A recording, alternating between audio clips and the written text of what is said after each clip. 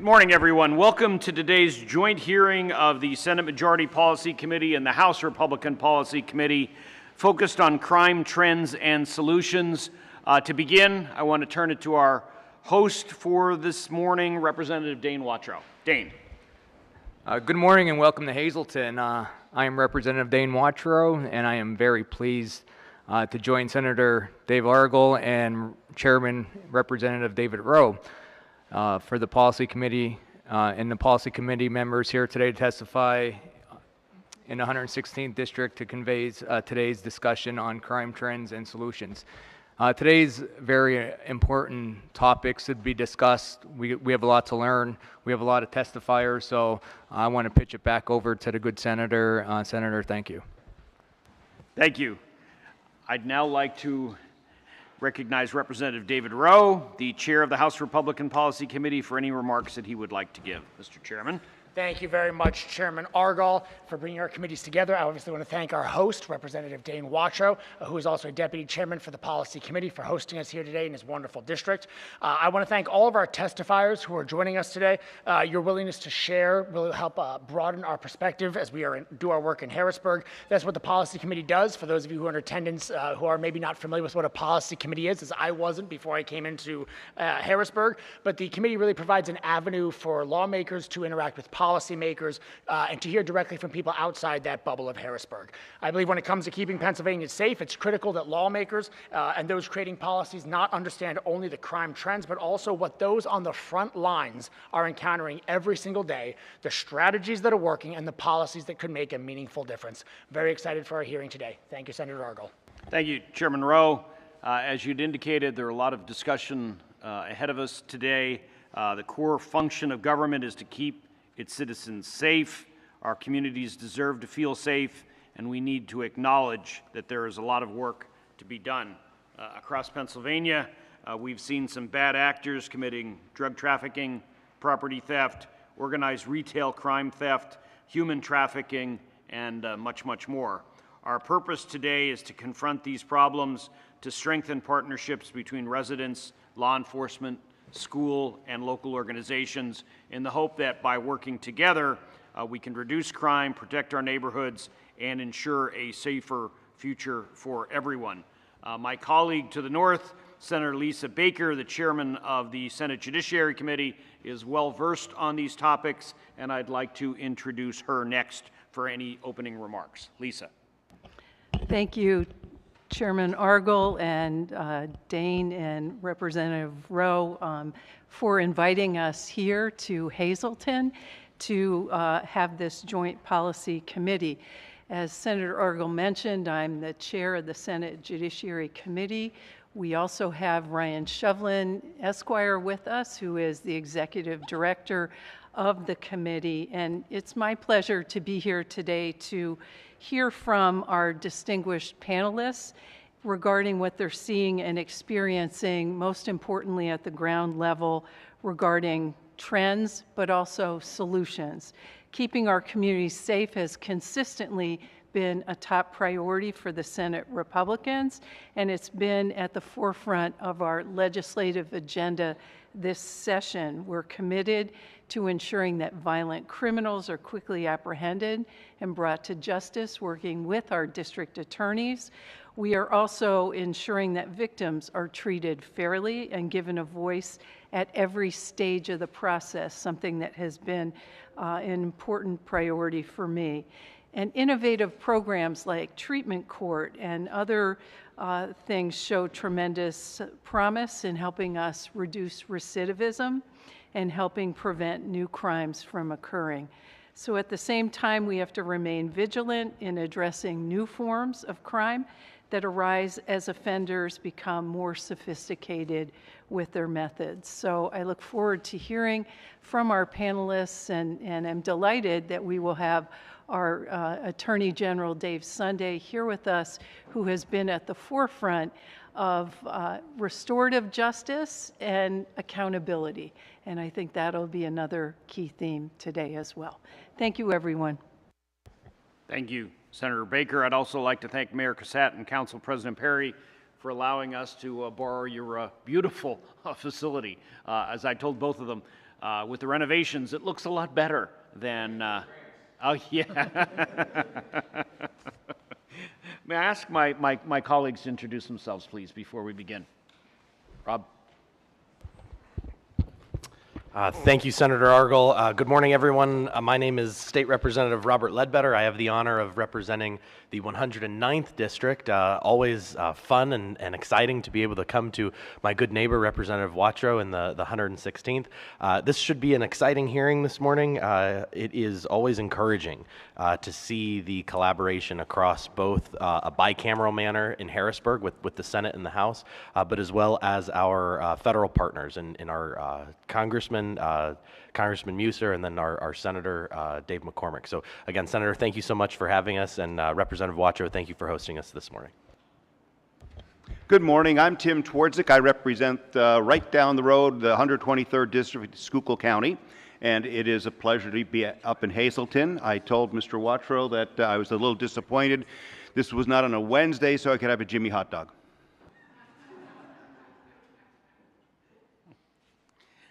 We've also been joined on Zoom by Senator Stefano and Representative Nelson from southwestern Pennsylvania, and Senator Picozzi from Philadelphia, and all the way from the metropolis of Tamaqua. Where's Mr. Gerace from Senator McCormick's district? Thanks for making the trip north. All right, Senator Bartolotta has also joined us. Thank you. And so to those who are joining us on Zoom, if you have any technical problems, please contact Josh Paul. We'd also ask all of those offering testimony that remarks be kept to no longer than 5 minutes to allow us plenty of time for the question and answer. This is meant to be an interactive focus today. And so let me begin with welcoming the Attorney General, David Sunday. And if you'd like to begin, General, we're all yours.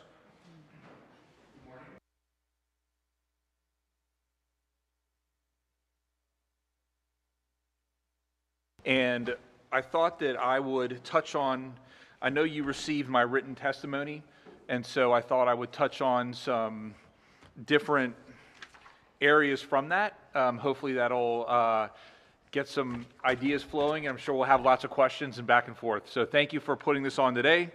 So good morning, Chairman Argall, Chairman Rowe. Thank you, members of the committee, for having me this morning. Representative Watro, thank you for hosting this important hearing today. I'm going to spend my time talking sort of on the macro level about what's occurring in the state and in the nation regarding crime. There's a lot of good news in the data and some warning signs as well that we need to be vigilant about. So I am the eternal optimist, and so I'll start with the good news. Violent crime in major cities and generally across the board is down. And in many cases, it actually is at or below 2019 levels, getting us back to the levels that we saw prior to the pandemic era surge in violent crime. So that obviously is a good thing. With regard to a mid-year update from the National Council on Criminal Justice, they report that 9 out of the 13 offenses that they track are lower in the first half of this year than the first half of last year. Homicides are actually at near historic lows. This has not been seen since the beginning of the 1900s. That being said, we obviously have some things that we must be, unfortunately, concerned about. And I'm going to talk a little bit about the uptick in the activity with regard to drug offenses. We saw this last year with regard to our Bureau of Narcotics in the Attorney General's office, where we removed over 56.5 million doses of fentanyl from the streets in Pennsylvania. That was just in 1 year alone. That was last year. That amount of fentanyl is staggering. It's enough to kill 4 times the population of Pennsylvania. And obviously, that's unbelievably dangerous. It's nice that we can point to stats that show that certain crime is down, but it is absolutely critical that we don't just rely on stats and we remember that each crime impacts a victim. And especially when we talk about that much fentanyl and different drugs that we're seeing, that's unbelievably dangerous. and I'm sure we will probably go more into that. It's also important to know that in the Attorney General's office, we work all over the state with regard to our gun violence task force, in particular in Philadelphia and in Allegheny County areas, and up here in the Northeast now. And we have seen a continued increase again with regard to drug activity. Last week in Western Pennsylvania, we had an announcement in Johnstown where we announced that we arrested 65 individuals, and they were all dealing drugs in the Johnstown area. Those individuals not only lived in that area, but some were from Philadelphia that moved there. And so we continue to see organized crime move to the places where they think they can get away with it and sell the most drugs and make the most money. I want to touch on organized retail theft very quickly. I want to thank you, Senator Argel, for your leadership with regard to organized retail theft. That is, when you first hear about organized retail theft, you kind of wonder exactly what that is. But there's 2 points I want to make. I know many of you have probably seen over the years the videos from the smash and grabs that you see. We saw a lot of them in the urban areas like Philadelphia, where tons of people would run in and they would break into a store. It's important to recognize that those incidents don't just happen in a vacuum, that most of the time they are coordinated by larger criminal enterprises. We've seen organized retail investigations lead to other places, such as human trafficking investigations, drug investigations, and many, many other things. And so thank you for your leadership with regard to that. I think it's important. I want to highlight, and I don't want to throw out too many stats this morning, but I will say that in our first full year, we topped over 100 investigations in 52 different counties. And that showcases that this isn't just a big city issue. This is all throughout Pennsylvania. I am going to touch on human trafficking as well. This is very important. Since the human trafficking section started 2 years ago, we've seen a 125% increase in our active cases since the formation of that section. Human trafficking is unbelievably hard to track the data on, and one of the main reasons for that is because many, many victims don't even report that they were trafficked. And so right now we have over 79 active investigations with regard to human trafficking in 34 different counties all throughout Pennsylvania. This is so important, especially when we look at the issues that will be facing law enforcement and the legislature in the years to come with regard to technology. The wonderful, amazing things that come with technology, and all the amazing medical advances and things that come with it. But at the same time, as we know, technology can also be a tool for people that are using it the wrong way. And we see that with regard to child predator situations where people utilize all kinds of different technology and social media to get to children and to groom them. And we see it with human trafficking as well. Oftentimes that's exactly where it starts, is maybe in a gaming system or on some social media site where they meet someone, and then unfortunately it can lead to someone being trafficked. So thank you to everyone here for your leadership with regard to human trafficking and giving us the tools we need to continue to fight it. I want to talk briefly as well about senior scams and about protecting seniors. As everyone here knows, we have one of the highest numbers of senior citizens in the entire country here in Pennsylvania. As a result of that, we are clearly a target. I mean, there are small countries out there whose gross domestic product probably comes from, the majority of it comes from stealing from senior citizens in the United States of America. I'm watching this play out sort of in real time. I have aging parents that are in their early 80s, and seeing the level of just the increase in technology, the sophistication of the scams. It's something that is really scary, and God willing, we'll all be there someday. I think we need to really do what we can to increase being able to target these bad guys, which is why I'm proud that in our office we recently created the Elder Exploitation Section, which is dedicated to investigating and prosecuting cases where individuals that actually know, they're typically people that know the senior, steal money from them. Those are individuals that take advantage of power of attorney situations, and all kinds of others. And so we're really proud of that. That unit is actually already overwhelmed with cases, but that's what we're here for, and we're proud of doing that work. I would like to say that the legislature should seriously consider addressing the Older Adult Protective Services Act, OPSA. There's Senate Bill 738 that would help stop fraud before it happens by empowering financial institutions to put holds on transactions that they believe could be fraudulent. That pause is absolutely critical to allowing a potential victim to realize that they are being defrauded of their money. And this is so important because in most instances, once that money is gone, it is gone. And these are individuals that, I mean, you know, I have seen unbelievably tragic cases, even back to when I was, as a district attorney, I watched them, and I'm sure my colleagues up here could tell you the exact same thing, where well-meaning people they had no clue they were being scammed. They literally give away all the money that they have left in their bank account, and that money rarely ever is returned to them. And also, and I know there's going to be a lot of back and forth here is my assumption, and so I would be remiss if I didn't address the issue of felony murder before we start having dialogue. You know, I want to thank everyone in this room for standing up for victims and supporting different solutions for felony murder. I want to be very clear that SB 1400 would provide an appropriate sentencing structure for felony murder. And I want to remind people that right now, I believe the only crime that exists on our books that does not have a sentencing structure by statute is the crime of felony murder, which is second-degree murder. And for those that are here and listening, I like to always remind people exactly what that is, and I saw my colleagues here do that very effectively over the last month or so.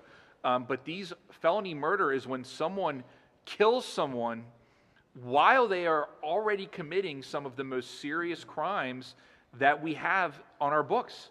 So you're already committing one of the most serious violent crimes that are out there, and that's robbery, burglary, rape, kidnapping, arson. And so you're committing something that already carries one of the heaviest sentences, and while you're doing that, you kill the person. That's second-degree murder.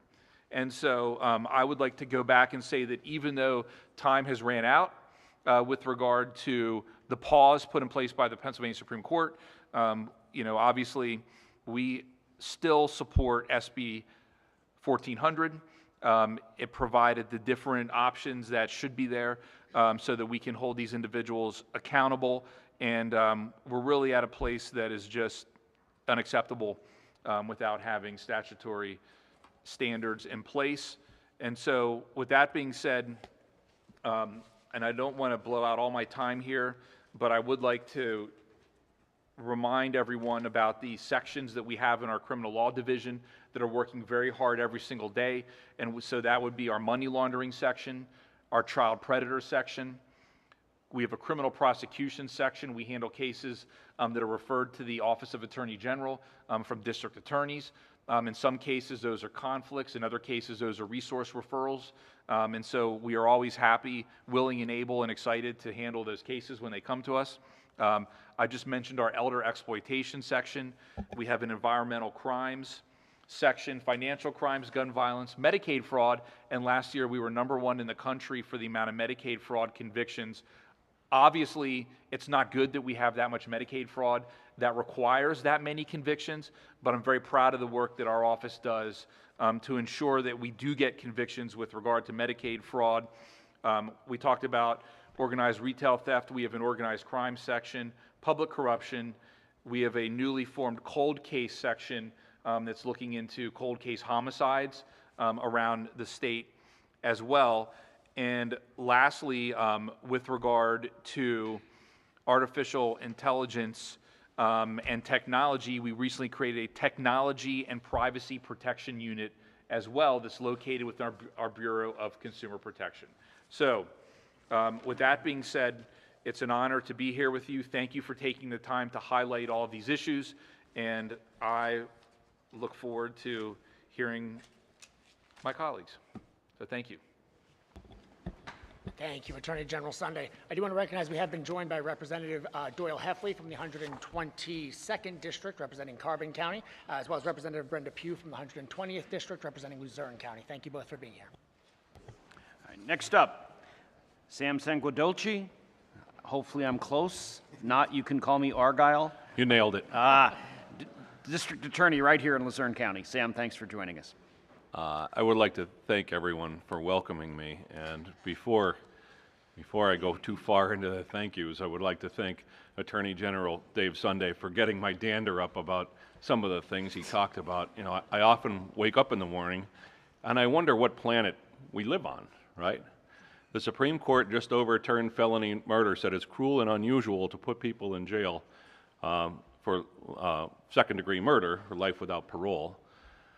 Second-degree murder, also known as felony murder, is not just being convicted of any old felony, right? It's not a $2,000 theft. You know, you stole a purse out of a grocery cart that had $3,000 in it. It's 6 specific individual crimes. The Commonwealth, being the district attorney or the attorney general working the case, has to prove, along with the police officers, beyond a reasonable doubt, that you have agreed with someone else that you will rape someone, you will rob someone, you will burglarize someone, you will kidnap someone. That is to say, you have agreed that you will be the getaway driver when someone plucks your child out of the playground or out of the playpen. And because you're the getaway driver and someone dies, you go to jail for life without parole. Aren't those crimes heinous enough? And now, as the Attorney General so eloquently stated, we're in a situation where we don't have guidelines on what the penalty should be. So, yes, we have at least a dozen people in Luzerne County, and we had recently had a press conference and I highlighted them. The District Attorneys Association of Pennsylvania went through these cases, and out of the 500 cases they reviewed, they found 1 getaway driver.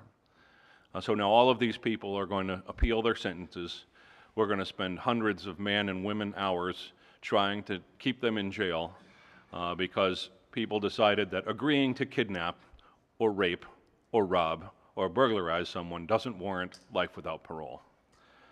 I'd like to thank the panel for putting us together here so that we can make the public aware of some of the things that we wake up every day and worry about, if we even sleep at all.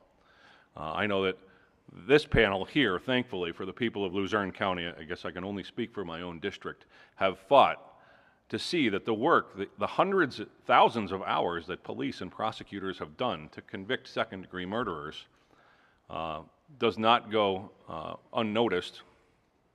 But not only that, we had the families of victims there. Imagine being the prosecutor that sits down with the victim's family and says, I know that this person killed your loved one and they will never get out of jail, and then wake up 12 years later and find out, you know what, they might get out of jail. That's a hard conversation to have, and I know that Senator Baker has gotten those calls. I know that I've gotten those calls. You told me that this person would be in jail forever. Now what happens? And my answer is I have no idea. We're still waiting to hear. So I would like to thank the senators and representatives here for their support. Senate Bill 1400 is the answer. Maybe it's not perfect, but we are continuing to work, and I'd like to encourage the Democrats and Republicans and independents alike to consider the victims, to keep working, because the answer is not letting criminals out of jail. The answer is that the victims deserve whatever kind of closure they can get from losing a loved one in a violent crime. As far as the scams in Luzerne County, I know Attorney General, I don't hesitate to mention, he was the district attorney in York County, a county very much like ours. He understands what we're going through more and better than most, any Attorney General that I can recall. So I'd like to thank him for his support on pretty much every issue we face. But I too have gotten the calls that the elderly have been scammed out of their money, went and bought gift cards.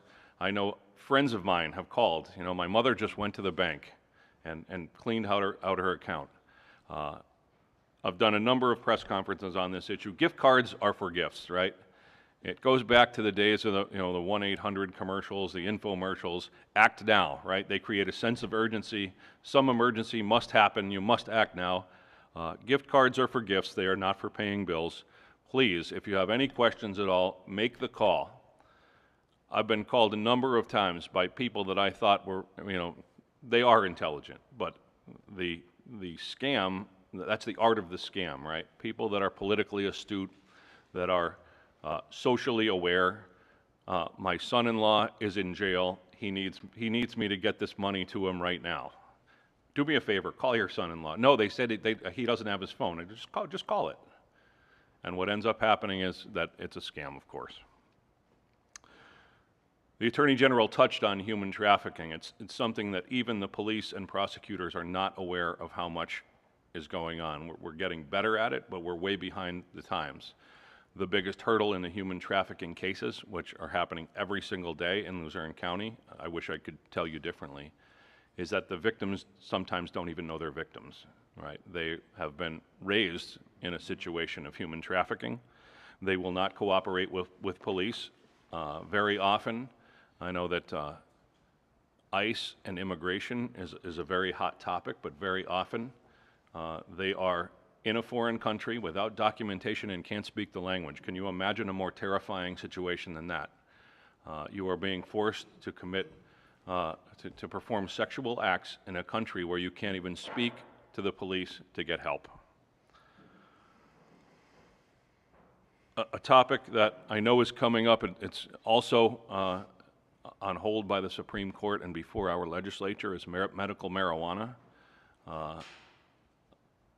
I can't be one of the district attorneys that just accept that recreational marijuana is coming to our state.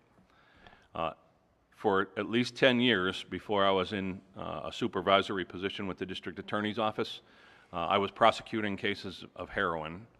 Heroin was the hot topic at the time. Every one of the defendants with whom I spoke, with their attorneys, I asked, how did you get here? These are people that are committing crimes in exchange for just that very next high. And all of them, 100% of them, told me that they started with marijuana.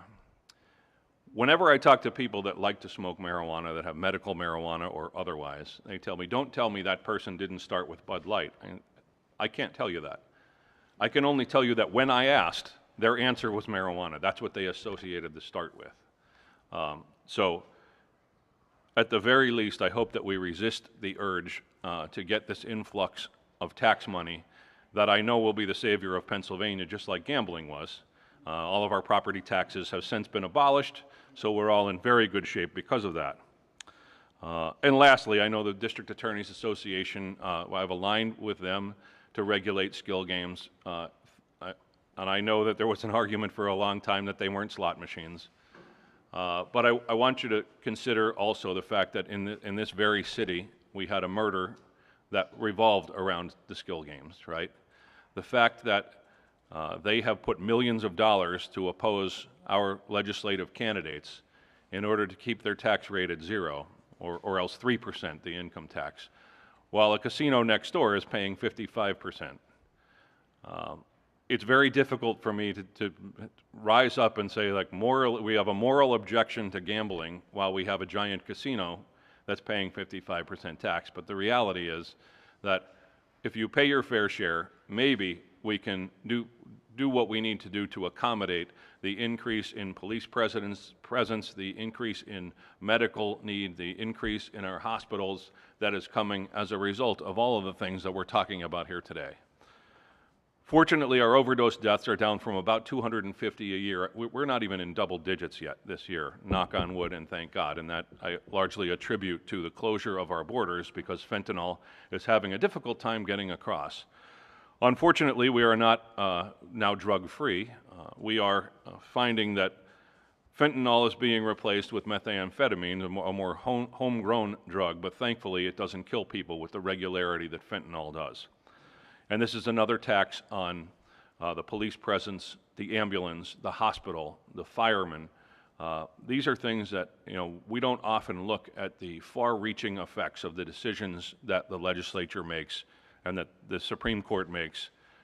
So I would like to thank, I don't see a single member of this board that has not done everything they can do to support law enforcement, to support our nurses and doctors and ambulances and hospitals, because they realize what our community needs. And without these resources, we basically don't exist. We have complete anarchy.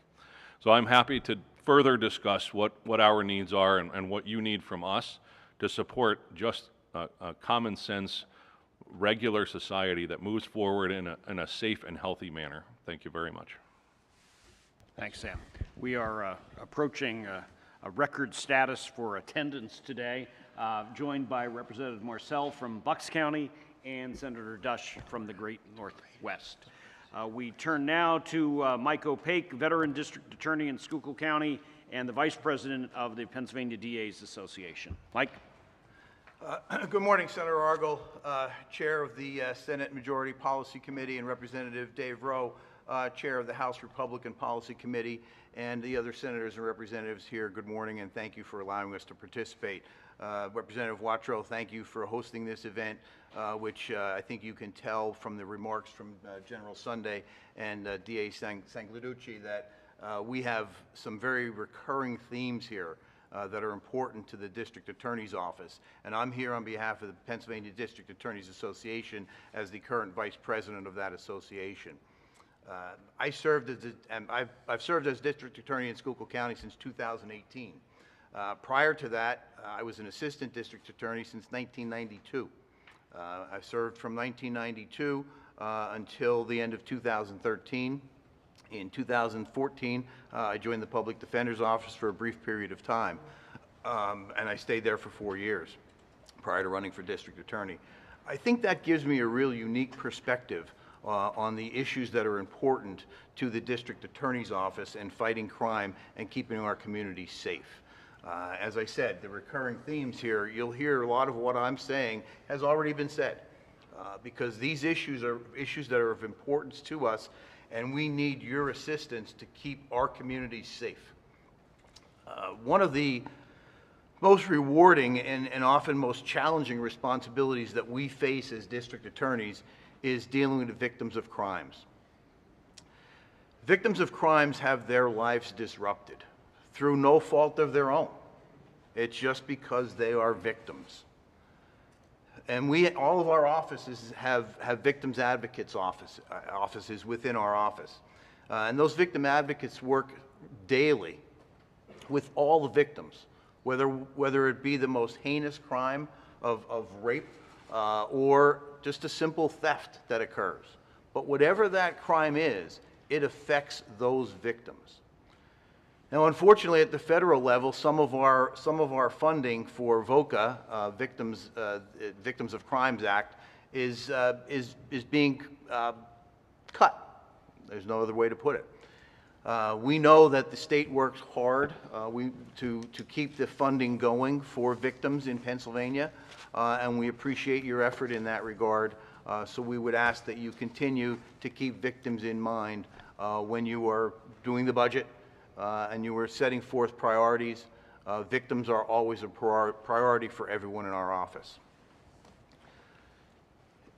The other issue that we have that is very important to the District Attorney's Office is funding for district attorneys and our staff. For whatever reason, individuals coming out of law school now are less interested in serving the public. And I'm not really sure why that is, but it's happening.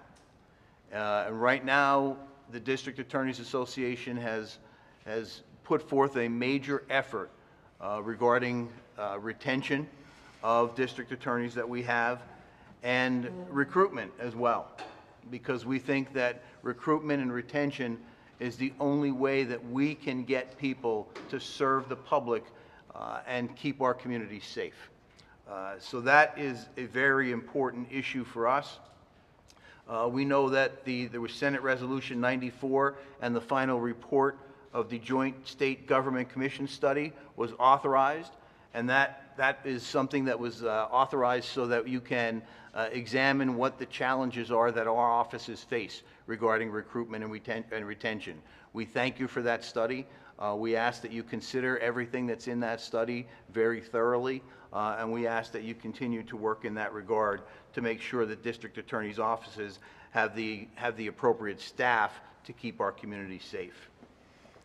One of my roles as the Vice President of the District Attorneys Association is I'm a member of PCCD's Indigent Defense Advisory Committee. And I see firsthand how those public defenders' offices are funded. There was just a major influx of cash that went into public defenders' offices. And that's fine, and that needs to be done. And I understand that, and we understand that as an association. But keep in mind that every criminal case that is prosecuted by the district attorney's offices. All we're asking for is equal funding for our offices so that we can keep people in our offices that are there. We can keep them happy monetarily, benefits-wise, whatever it may be, and that we have the ability to go out and recruit people to serve the public like all of you do. That's all we're asking. I know it was touched on a little earlier about the technological advances that are happening. We solve a lot of crimes in our offices. Municipal police officers that are here will tell you that they solve a lot of crimes now with ring cameras. And we talked about the retail theft rings. The technology that we have in the stores throughout the Commonwealth, Walmart, wherever it may be, are highly technical. So all of that information that we gather, that's called discovery. And we have to provide that information to Defense Counsel. We have to review it. Someone in our office has to review it. Someone has to provide it. That takes time and money. All of these technological advances are great and they help us solve crimes. But again, we need money so that we can have technology in the courtroom to present it to a judge and a jury in order to convict an individual that has committed a crime, and again, ultimately, to keep our communities safe.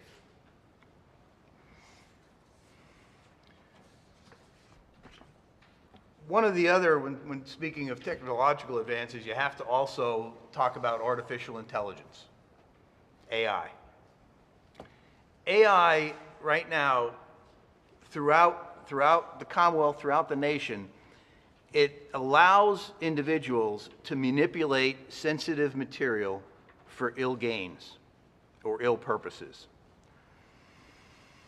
This AI has the ability to manipulate or superimpose a person's face or body or alter an image that often depicts intimate, nude, or simulated sexual scenarios, and they disseminate then that information to the general public or to other friends with the specific intent to harass, embarrass, intimidate, or extort.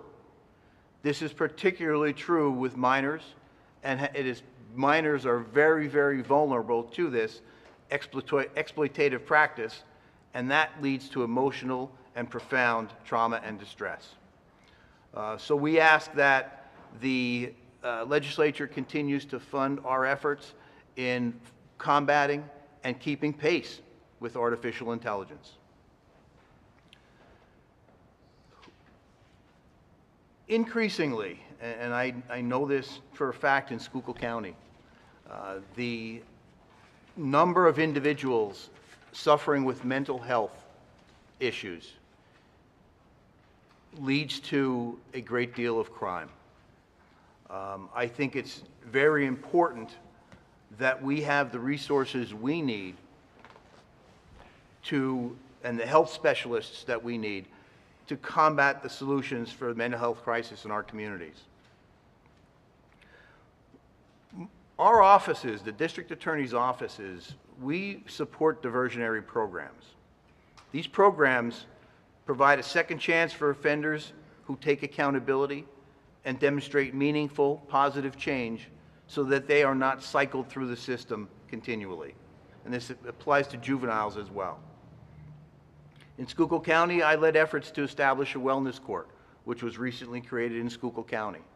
And our wellness court has a veterans track to it, which is very important because we like to make sure that the veterans that have served our country with dignity and respect are treated the same way when they offend and are given the opportunity to change their lives. I was the third district attorney in Schuylkill County, or throughout the Commonwealth, to join with the Attorney General's office in 2020 to implement the Law Enforcement Treatment Initiative diversionary program. And that's a very important program in Schuylkill County, and I know General Sunday is working very hard to make sure that that gets implemented in every county throughout the Commonwealth. But that's a very important program because it gives offenders on a low level an opportunity to get treatment right away so that they don't become dealers down the road.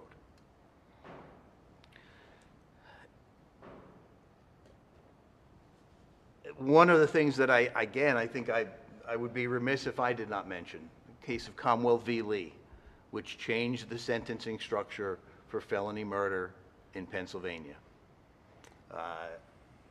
I don't think that I could say it any better than my two colleagues with me. It's very disturbing that right now we do not have a sentencing structure for someone that commits murder in the course of committing a violent, serious crime. That 6 crimes are specifically enumerated. It's hard to fathom that right now our courts and our offices are going to be inundated with over 1,100 cases that are going to come back before our courts for resentencing.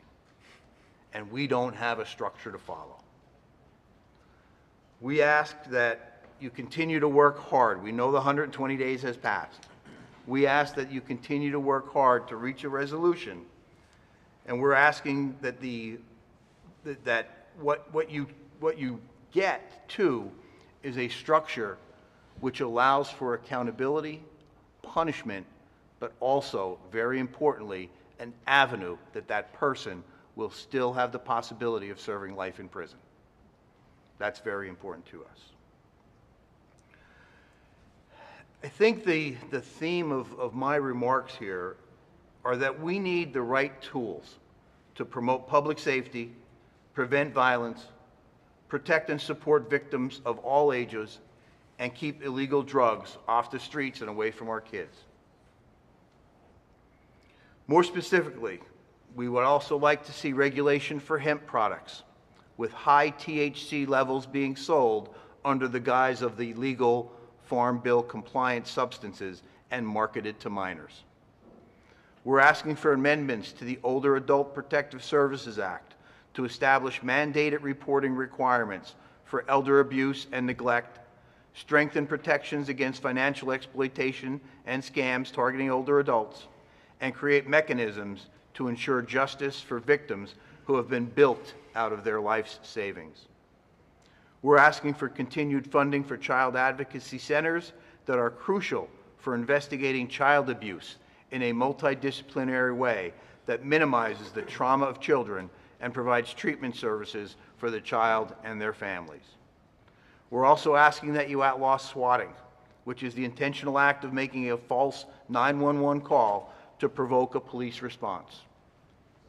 As witnessed in the recent Villanova University swatting incident, alleging an armed gunman was on campus, these hoaxes put people's lives at risk and waste valuable public safety resources.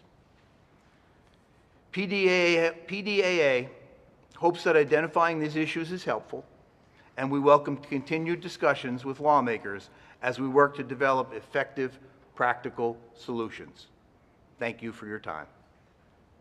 Thank you, Mike.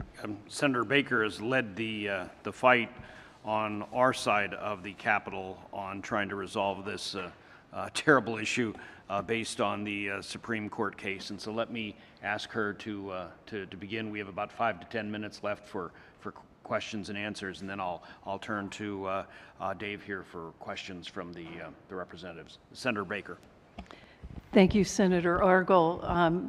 You eloquently spoke about Commonwealth versus Lee, and I think as one of the prime sponsors of Senate Bill 1400, along with my colleague, Senator Wayne Langerholk, we believe we had a very reasonable approach to addressing felony murder, 35 years to life.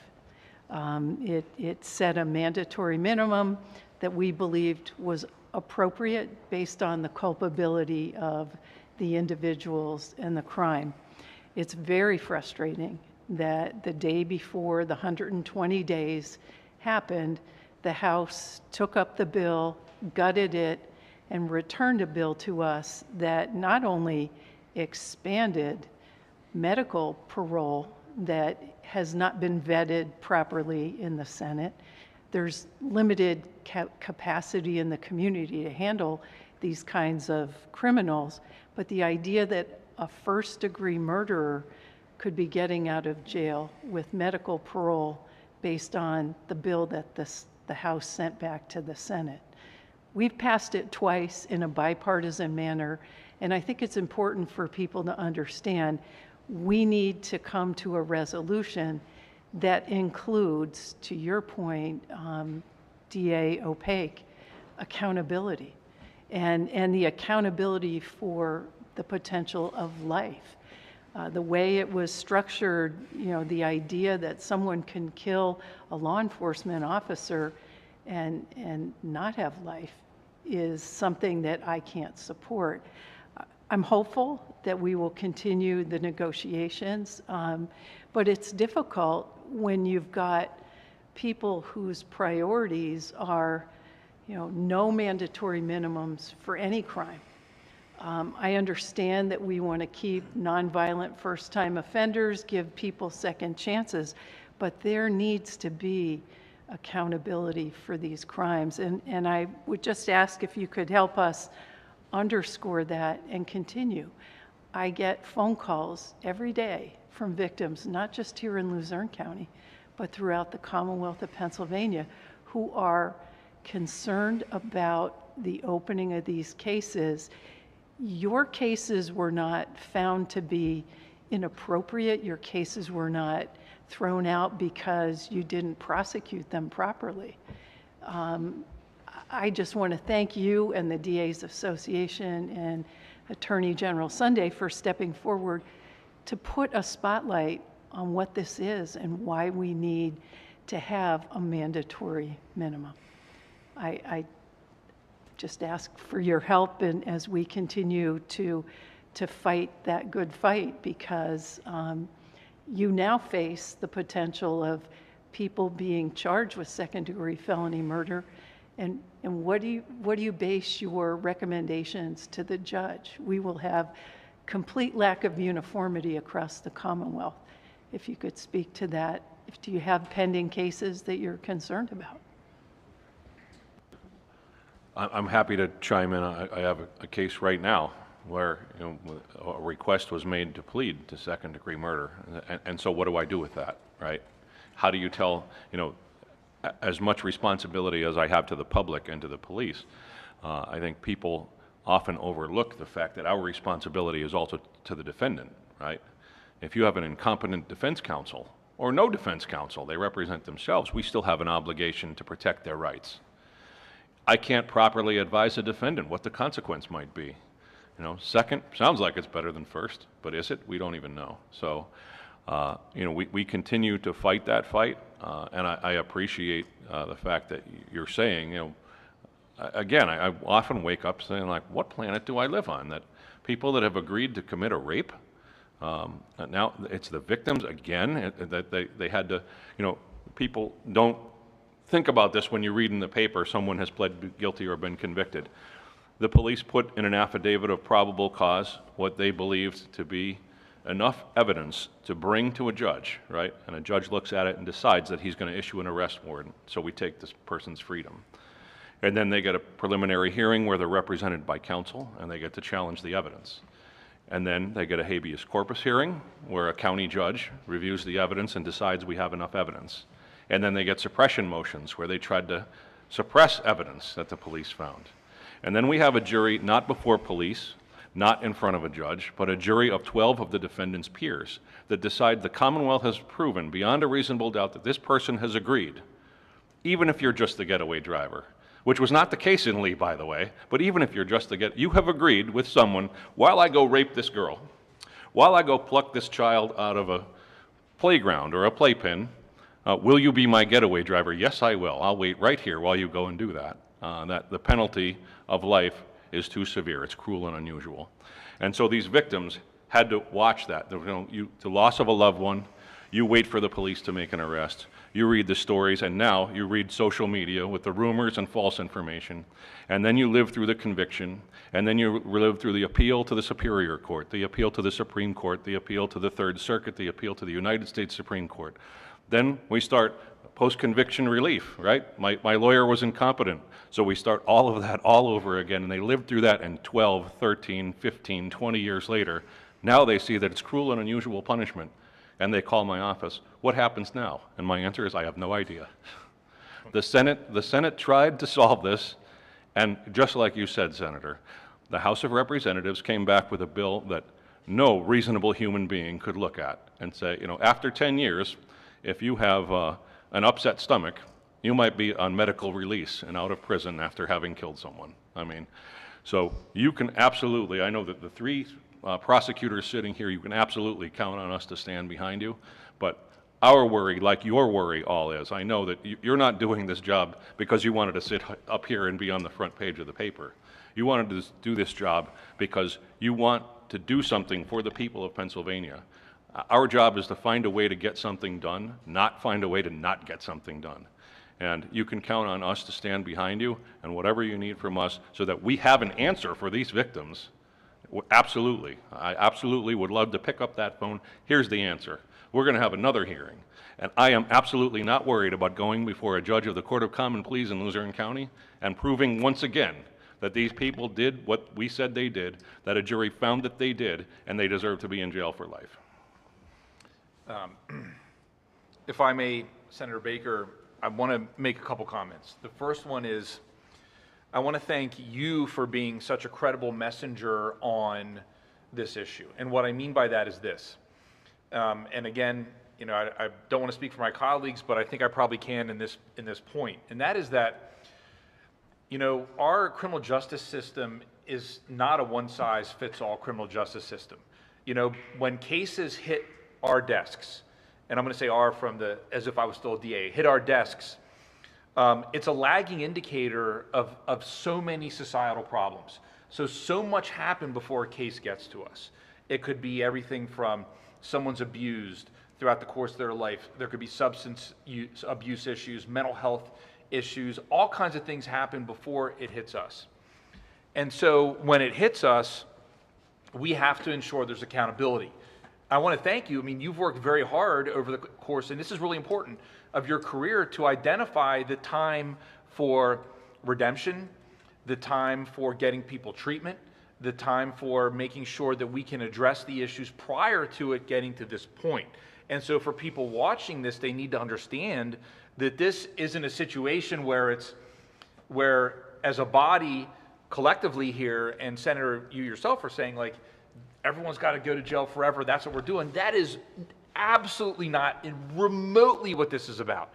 Everything from your work with the early termination of probation initiative, things of that nature. So you've been a voice for reasonableness in the system and empathy with helping people.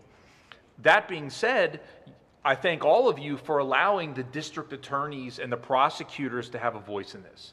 This is so unbelievably important, and this is a point that is not often made, and that is that in the entire criminal justice system, there's only one group of lawyers, well, in all of the law, that doesn't have a client, and that are prosecutors. The criminal defense lawyers, and I love them dearly, my colleagues, they have one duty, and that is to zealously advocate for the best interest of one person, and that's their client. And the goal as a lawyer for that one person that you're the defense attorney for is to get them out of jail and have the best possible outcome for them. Whereas district attorneys and prosecutors don't have a client. Their ethical duty is to ensuring that the right thing happens. It's to ensuring that the system functions properly. It's to make sure, as District Attorney Sanguadolce mentioned, it's to ensure that the constitutional rights and protections are afforded to the defendants. And so with that being said, the place through which I know my colleagues are viewing this dilemma is through that of the system in its entirety, and in particular through ensuring that victims have voices, because that is part of our duty as well, through the Victims' Bill of Rights. And so with that being said, I think that this whole discussion can never be sort of, pushed into the simple place of jail or not jail. It's ensuring that there's a right outcome based on these horrific crimes that are occurring. And so I would be remiss if I didn't thank you for being that voice, and I have no doubt you will continue to be that voice through this, and we will all continue to be with you in making sure that the community understands exactly what's happening here. Just very, very briefly, because I know we're pressed for time here a little bit. The Supreme Court case in Lee asked that there be an assessment of culpability. That's what Senate Bill 1400 does. It sets a minimum. To be quite honest with you, I think that's a huge concession that was made to rectify what Lee is asking us to do. That concession, I don't believe, was taken into consideration in House Bill 1402. It didn't take into consideration the concessions that the Senate has made by setting the floor of 35 years. You can still get to a life sentence by an assessment of culpability. And that is what the district attorney's offices are looking for. We're looking for uniformity, and we're looking for culpability. And that's what Senate Bill 1400 does. So thank you very much for your efforts in that regard. All right, we have three representatives with questions. Just to be respectful of time, I would ask, obviously, members and testifiers keep it short and sweet so we can try to get through the whole list. Starting off with Representative Watro. Thank you, Chairman. It blows my mind that we're even discussing this. I was excited a few short weeks ago to be called back to Harrisburg to vote to protect victims. That did not happen. Hours were spent in debate, and unfortunately, Senate Bill 1400 didn't come up, and that's unfortunate. We have a bill that we voted on that does not protect victims. I just wanted to touch on that. Attorney General, I know you said you want to stay away from stats, right? But there's a few things I want to bring up here. Pennsylvania homicide, 683 in 2024, down 23%. Pennsylvania firearm assault, 5,317 in 2024, down 15%. And Pennsylvania overdose, 3,341 deaths in 2024, down 29.2%. That's based off of leadership from your office and the two gentlemen sitting, one to your left, one to your right. So thank you. Luzerne County District Attorney spoke briefly about marijuana. When somebody comes in, they first offend, yes, what their drug of choice was. To start off, he said it was marijuana, correct? I think that needs to really resonate with people. When they go before the court the first time, it's marijuana, and it potentially leads into other harsher drugs. I'm going to yield the rest of my time to the chairman. Thank you very much for allotting me time. Thank you very much, Representative Watro. Representative Pugh.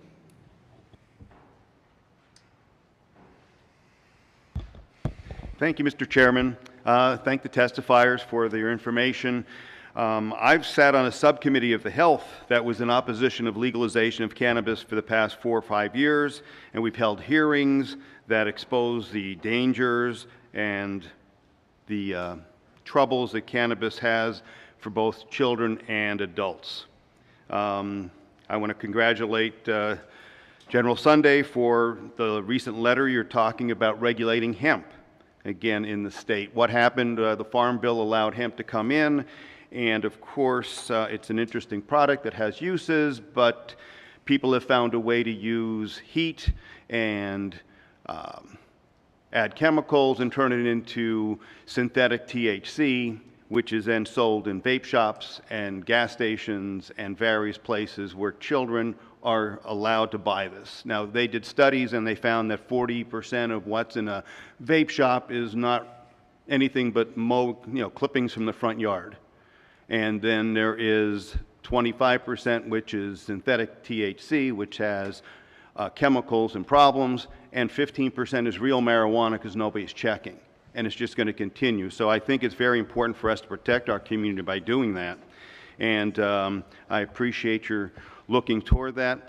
Do you think that is going to pick up traction? And how can we help you? Well, my understanding is, I believe that the letter that you're referring to, I believe the Senate voted on that, and it was approved. Basically, it was not what I was asking for, and so that amendment was now extended basically for another month. Okay. And so we're going to wait, and the hope for the individuals that are against closing the Farm Bill loophole, their hope is that in this next month, they can persuade enough senators to not bring this up again.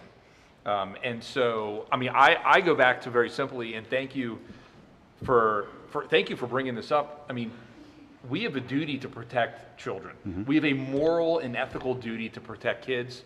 And a lot of these products, I mean, there is no quality control. Right.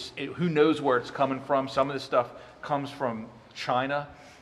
They're marketed specifically to kids. I mean, some of them have little games on the back for little kids to play. And so they're horrific. And that being said, we'll separately follow up with your office with specifics and to see if there's a way that we can work together on that. Okay, I appreciate it. Thank you. And again, Representative Watro, when we talked about going in and voting on this bill, it's awful to be in the minority because we don't have a chance to get bills that work, and I just don't understand the other side, that we can have an eating disorder, and if I go to eat my meal in prison and I throw up, I've got bulimia, you let me out of a murder conviction. That's just wrong. And again, it's awful what we're going through, but that's the side we're trying to play those cards. It's very difficult. Thank you. Representative Pugh. Hi, yes, thank you, Chairman, for hosting this today, and Representative Watro for bringing it to us. I think a lot of my colleagues have hit on a lot of stuff that I have. Senator Baker actually got my question right off the bat there on what happens now. So, but I do want to go down a road, and we're going to go down the marijuana road right now. THC is a real problem, and having a nephew that started with marijuana at the age of 12 and then ending up putting the heroin needle in his arm at 33 it took his life, is a real problem. So it did start with marijuana, and you will not ever be able to convince me otherwise. He advanced through the drugs. But we also have something else that's coming up, is the Kratom 7-OH, which was just scheduled by the federal government, which is actually a version of the Kratom is processed inside of my district. So I see that starting, and I've had an opportunity to speak to police chiefs and to addicts of Kratom. And I don't know if you guys realize it or not, but it's actually harder, they're telling me, to come off of than coming off of heroin. So I'm wondering what your questions are as far as that goes with the Kratom. Are you seeing anything with that, or the 7-OHs?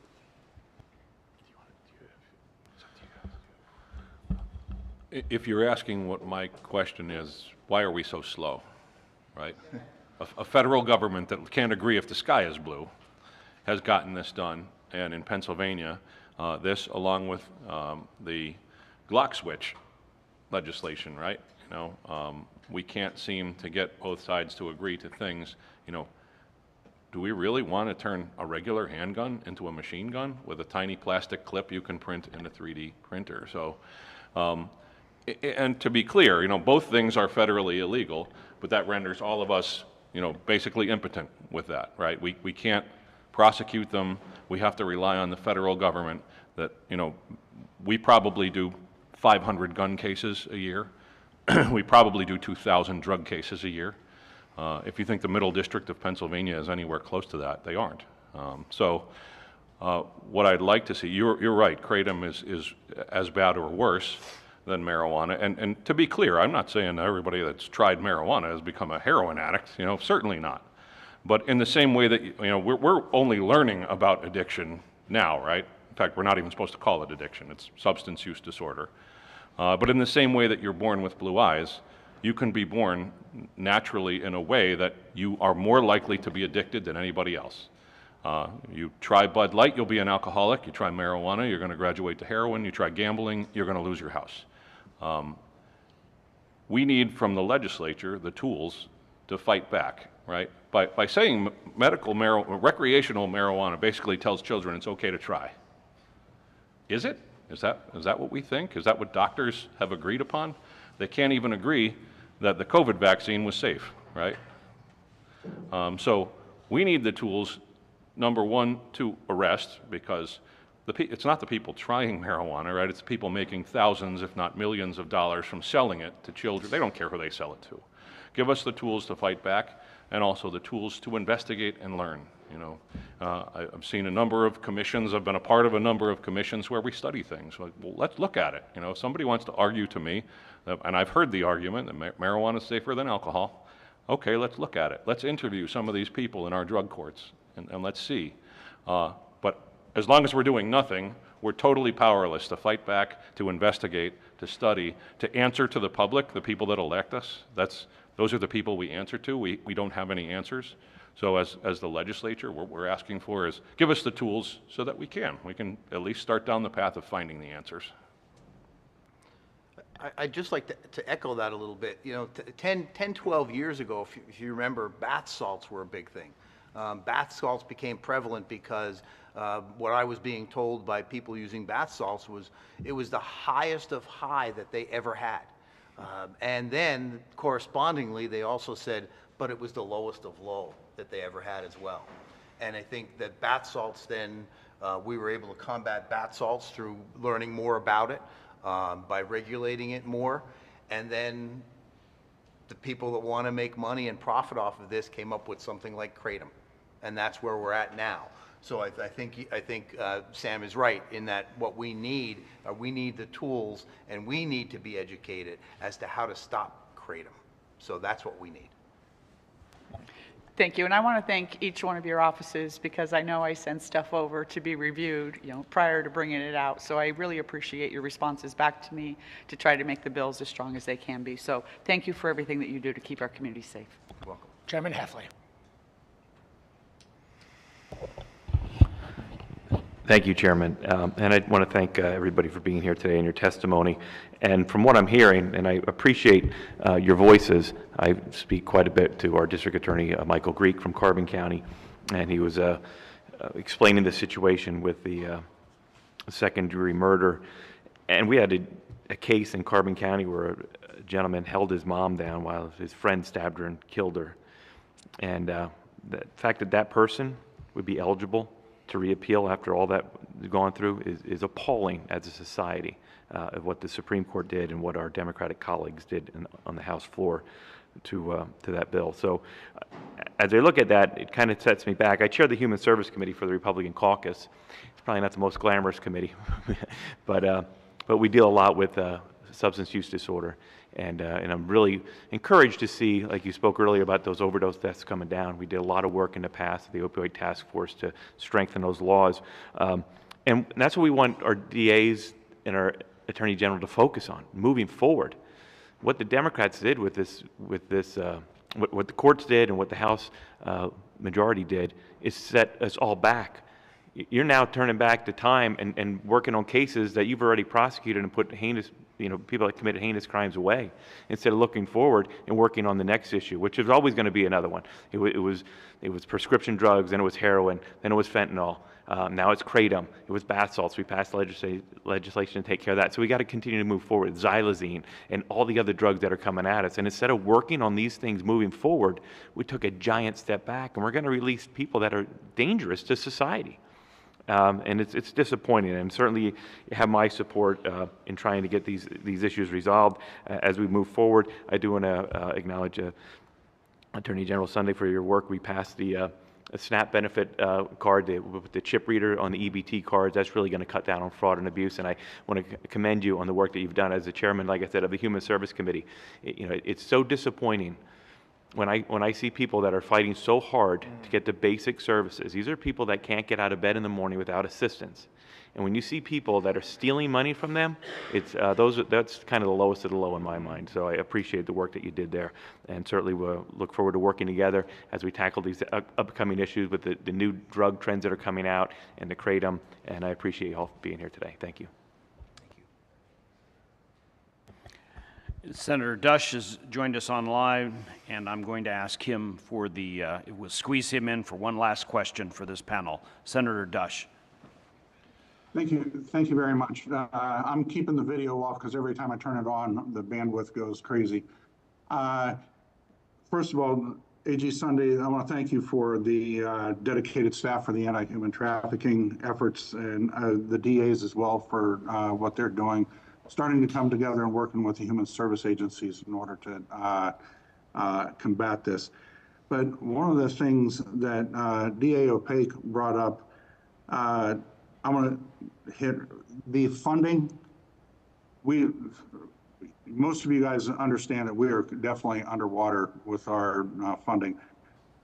The Medicaid and Medicare fraud, hopefully we can get enough of a bite out of this apple between what the Attorney General is doing along with the federal government, so that money that we're shoveling out the door, sending truckloads out the door on the fraud, ends up coming back, and we can start using this for the victims of our Crime Act, the VOCA, as well as our survivors in the anti-human trafficking effort. My hat's off to you guys for caring both about caring so much about the survivors. And I know we're over time, so I just want to leave it at that. I'd love to sit around a campfire with you guys for a couple hours, but I appreciate all the work you're doing. Thank you. Thank you, Senator Dush. Thank you to our first panel. And we turn now to our second panel, Romilda Kokomo, the county manager here in Luzerne County, Genesis Arias, the brand new sheriff of Luzerne County. Congratulations to you. And Brian Schoonmaker, the Hazleton Police Department chief.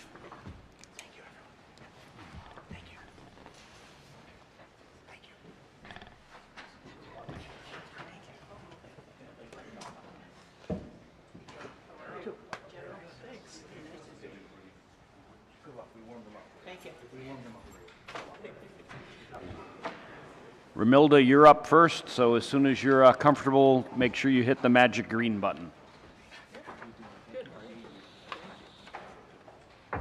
Thought you were always supposed to put the fastest player to bat first. It's not me.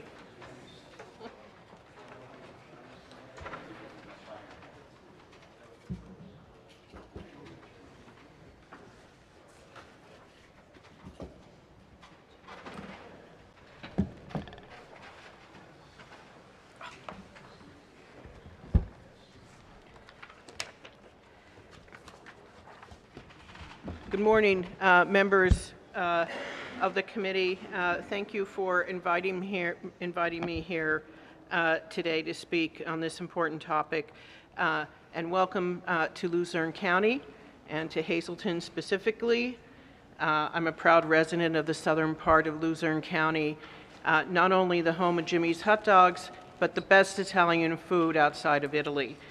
I want to thank our Luzerne County representatives who are here today. They are steadfast in their support of Luzerne County, and I want to publicly thank them for that. First, I want to welcome our new Luzerne County Sheriff, Genesis Arias. I want to tell the people of Luzerne County she is the consummate professional, and I look forward to years of her leadership. And second, I want to acknowledge our District Attorney, Sam Sanguadolce. Luzerne County is profoundly fortunate to have a man determined to fight crime, committed to give victims a voice, and dedicated to collaborating with the administration and local law enforcement to keep Luzerne County safe, regardless of who you are. And District Attorney Opaque, you don't have to worry about recruiting me. I'm not a new graduate of law school. I just celebrated my 35-year anniversary of graduating from law school. But when my tenure is up as the county manager, I would be proud to serve under the leadership of our district attorney, Sam Sanguadolce. So my topic today is a little bit different than what you've heard. Part of my responsibility as the county manager is to present a budget and to oversee various divisions and departments. One of our most challenging divisions is our prison. And the increasing age population of the inmates. Our inmates are getting older. They have neurological challenges. Many of them may have dementia, along with a lot of physical challenges. And in my statement, I ask why this matters to county government. For county officials, this is not simply a state-level policy debate. County correctional facilities, though governed by different populations and sentencing structures than state prisons, face the same parallel prisons that our state correctional facilities are facing: an aging pretrial and short sentence population with escalating chronic health needs, rising medical contract costs, and a staff who are increasingly called upon to manage geriatric and end-of-life care in a setting never designed for it. Correction officers are trained for security, not hospice care. Medical units built decades ago were not designed for wheelchairs, dialysis, or dementia management. We had one instance where there was a man who the police responded to his residence on many occasions. He had dementia, and he sometimes would leave his home without any clothes on. His wife did not have the ability to care for him at home. The police arrest him because there was a minor child that lived in the neighborhood. They arrest him. He's incarcerated in our prison. He falls. He breaks his leg.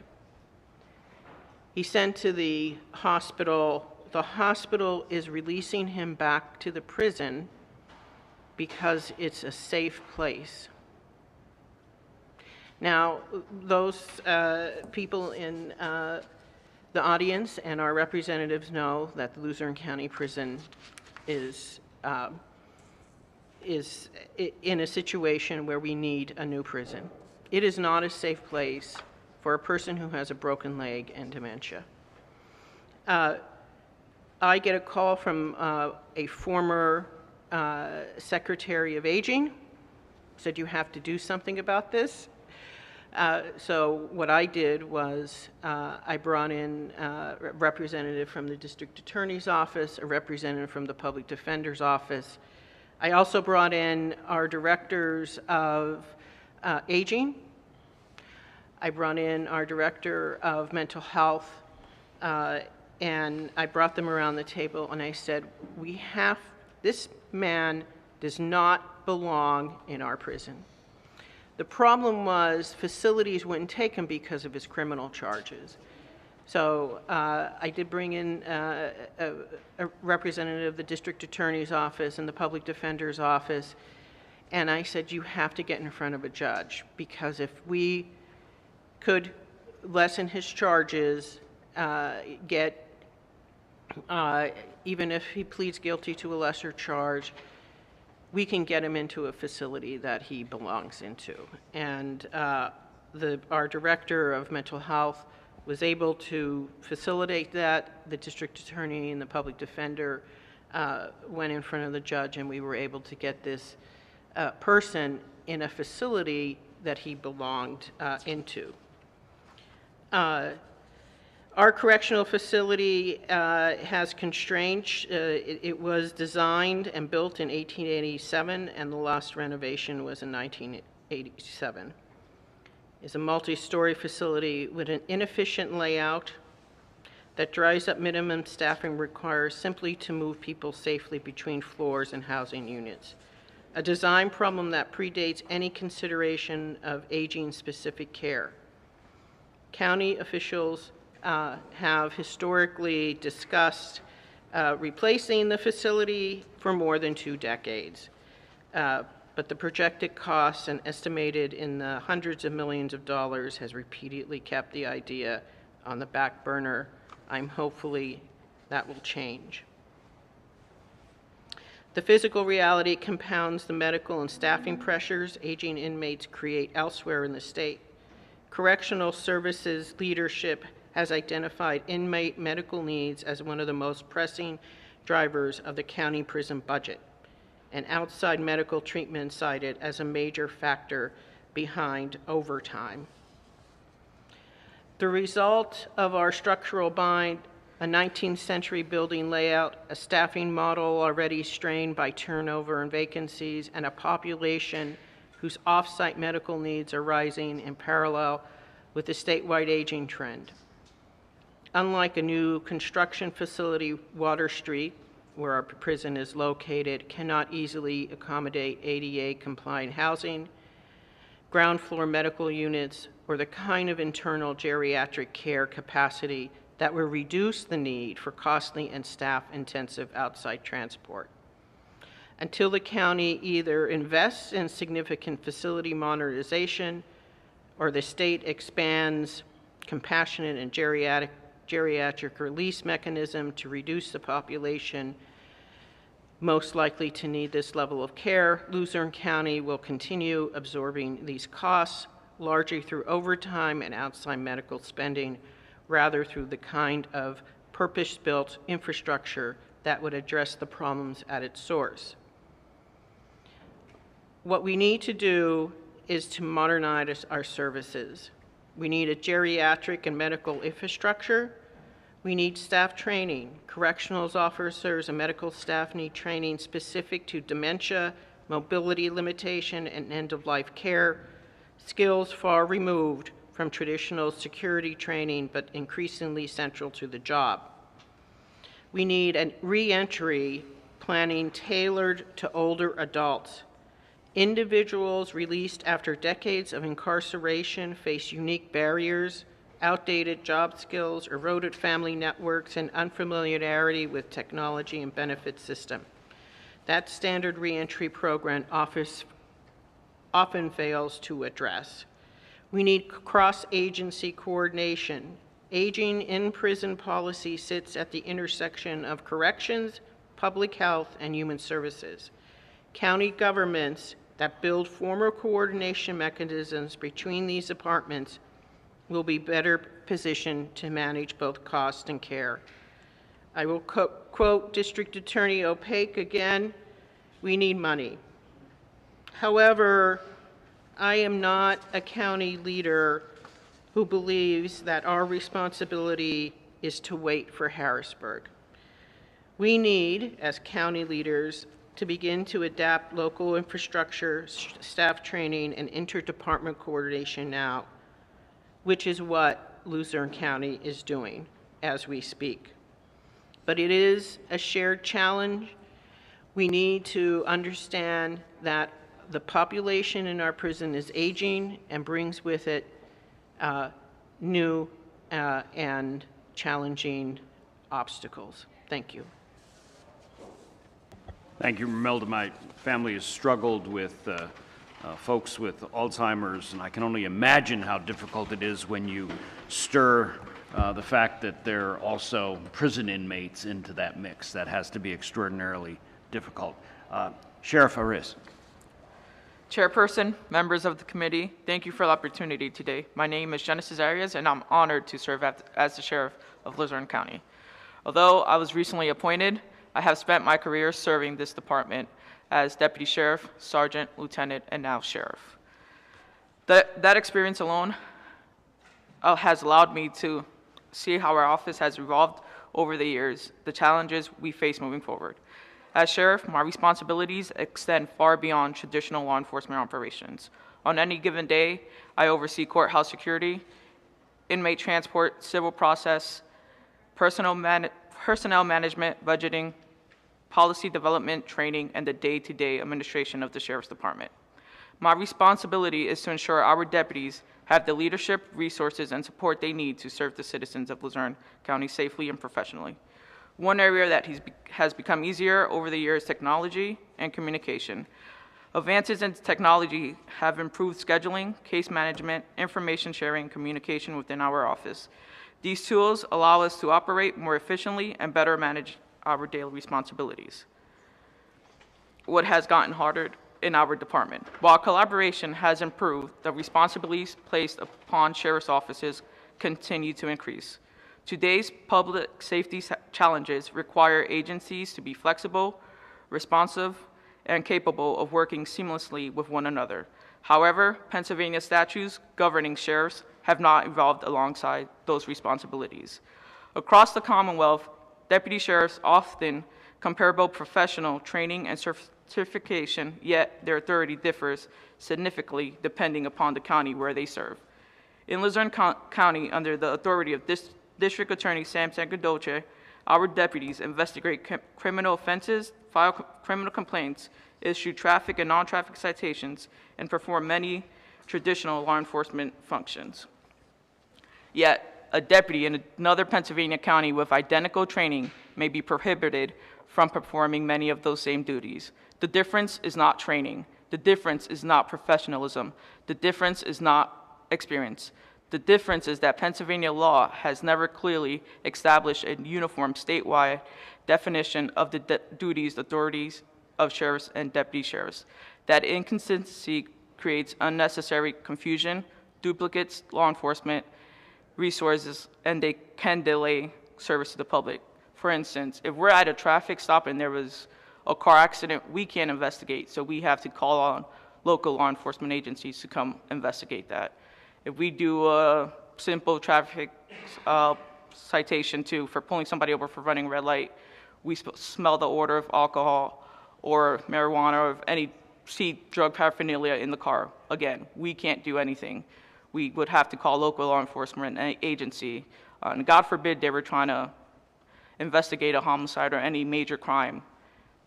Although they are still crimes, these small little crimes we could investigate, we wouldn't be able to. We would have to call local or state law enforcement agencies. So we're just asking for clarity.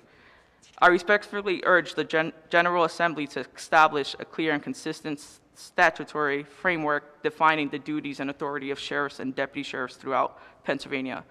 Doing so would improve efficiency, eliminate unnecessary duplication of services, strengthen partnerships among law enforcement agencies, and allow nearly 2,000 trained and certified deputy sheriffs to fully utilize the training they have already received. Because I have only been recently appointed sheriff, I have not yet encountered significant challenges unique to the office that I did not experience as a lieutenant overseeing daily operations.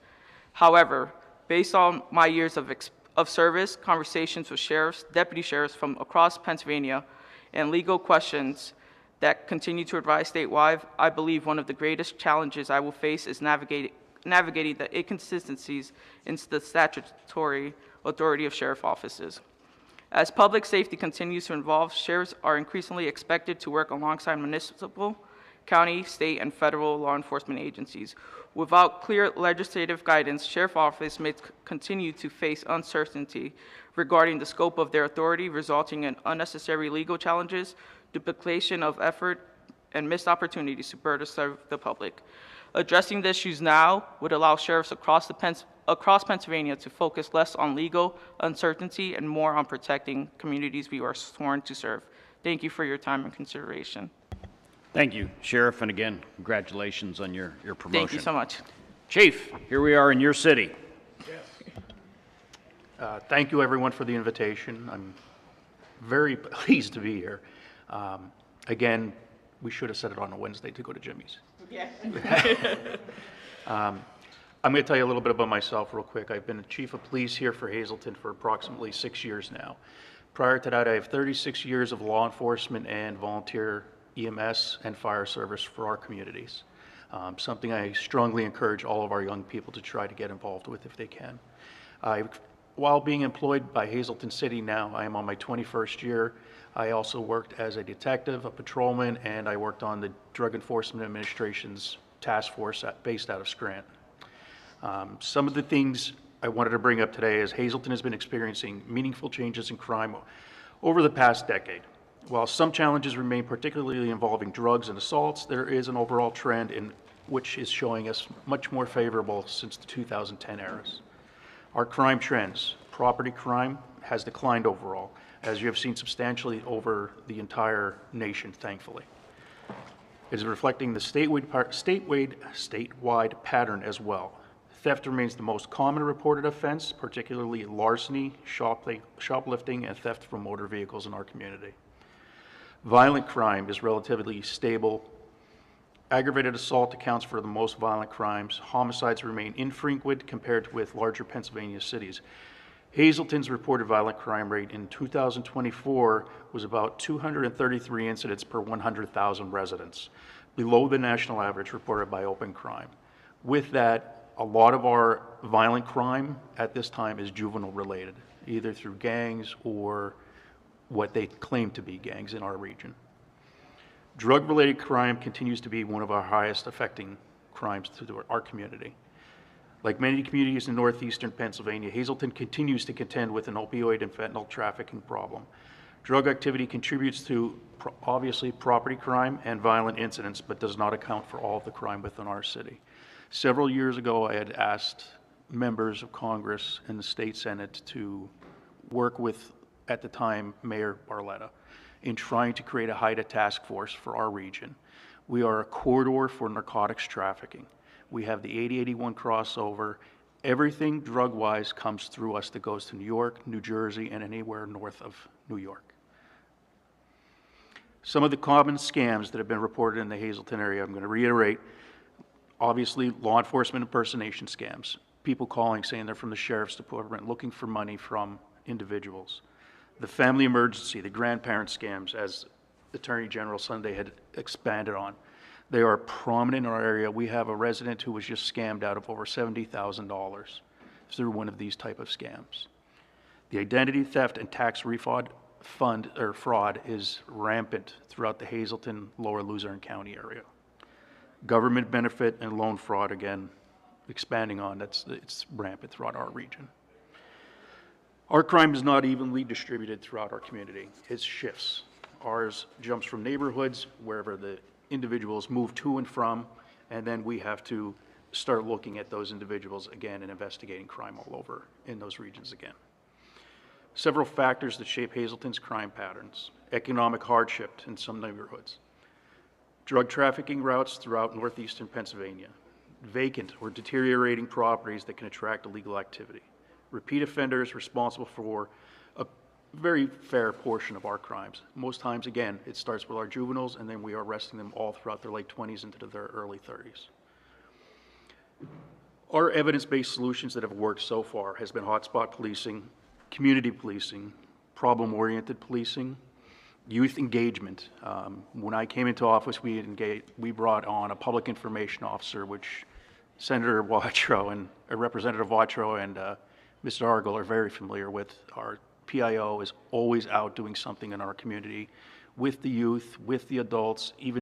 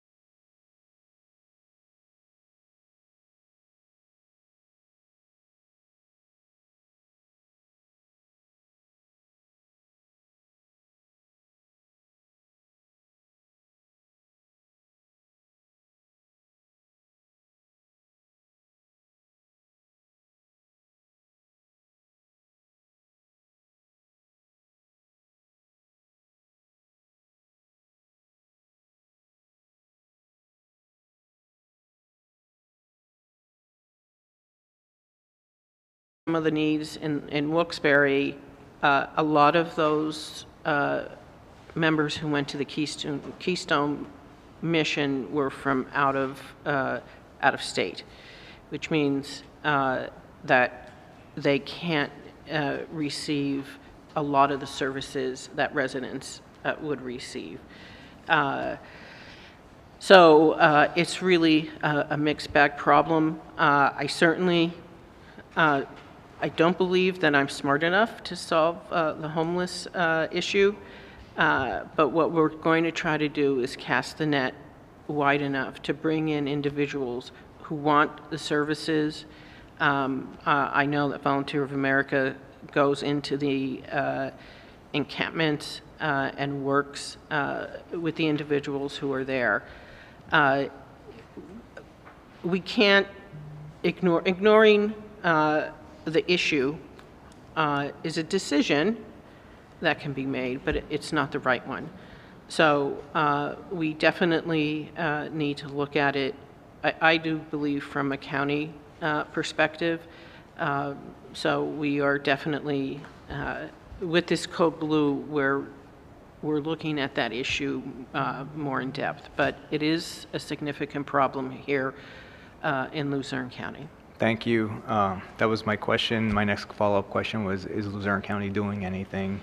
I appreciate. Yeah, well, I volunteered. I don't want to say it's not a county issue that is in our charter or under my purview, but that's not the way it was raised. And I firmly believe that if the county can assist municipalities, that is our duty to do that. And as long as I'm county manager, that's what we're going to do. Thank you. Sheriff, congratulations on your position. Thank you. Chief, I have a question for you. Would a 5-year limitation period for drug delivery resulting in death be much better for cases rather than the 2 years that's current law? And the reason I'm going to ask you this, I want to tell you a little story. Last year, a constituent of mine, actually a constituent of yours, had a son that passed away by this very such thing, which compelled me to go ahead and draft up some legislation. I believe there's one in the Senate as well. Senator, thank you. And I just want to know, do you believe moving that limitation from 2 years to 5 years, would that give you more time, or do you think that's not a good idea to move that statute of limitations? Because my heart broke for this mom who came and spoke to me, hearing the story of how she found her son a day later in the bed. My honest thought would be that any increase in time to investigate it would be well worth it. I believe that any drug death resulting from that should be actually investigated almost as thoroughly and as long as any homicide investigation that we would pursue, meaning that it should be left open to be investigated for no limitation whatsoever. Well, that's good. That's good news. Unfortunately, my bill was being brought up in committee and amended to, once again, blowing my mind, to do any, if there was a trade made for anything, for an IOU, that would, you know, that would be off the table, and you cannot convict somebody for that. So there was an agreement just to pull the whole bill and keep just the 2 years in general. But I hope this is a fight that I'm going to continue to have, to once again to help our victims. Thank you. Thank you. Thank you, Senator. Chairman Heffley. Thank you, Chairman, and thank you for all being here today. As stated earlier, I represent Carbon County, which is just down the road a little bit. God's country, I call it.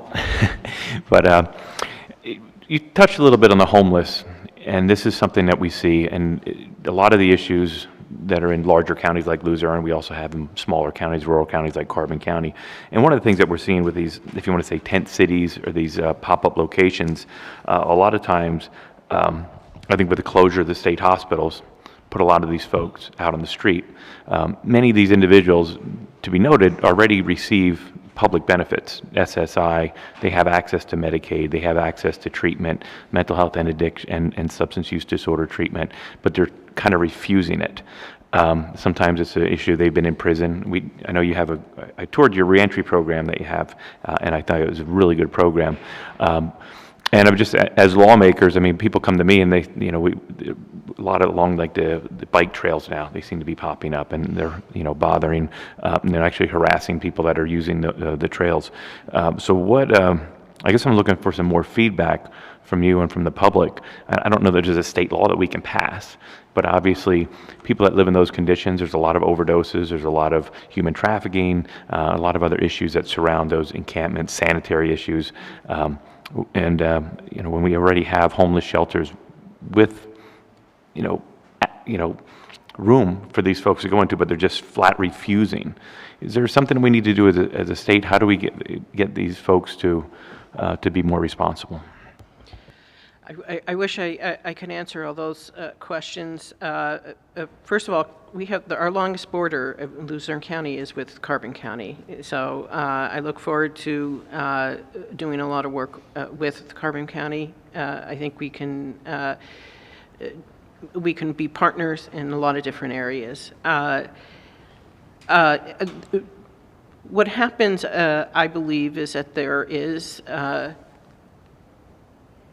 certain group of individuals who are homeless who do not want to go into shelters. Shelters have rules, as they should, and because individuals have a lot of these compound problems, they have drug addictions, they have mental health, they have physical challenges, and even though we do have providers that go into the encampments to try to assist them, they don't want to go into the shelters because of the rules, because they don't want their belongings to be stolen by other individuals.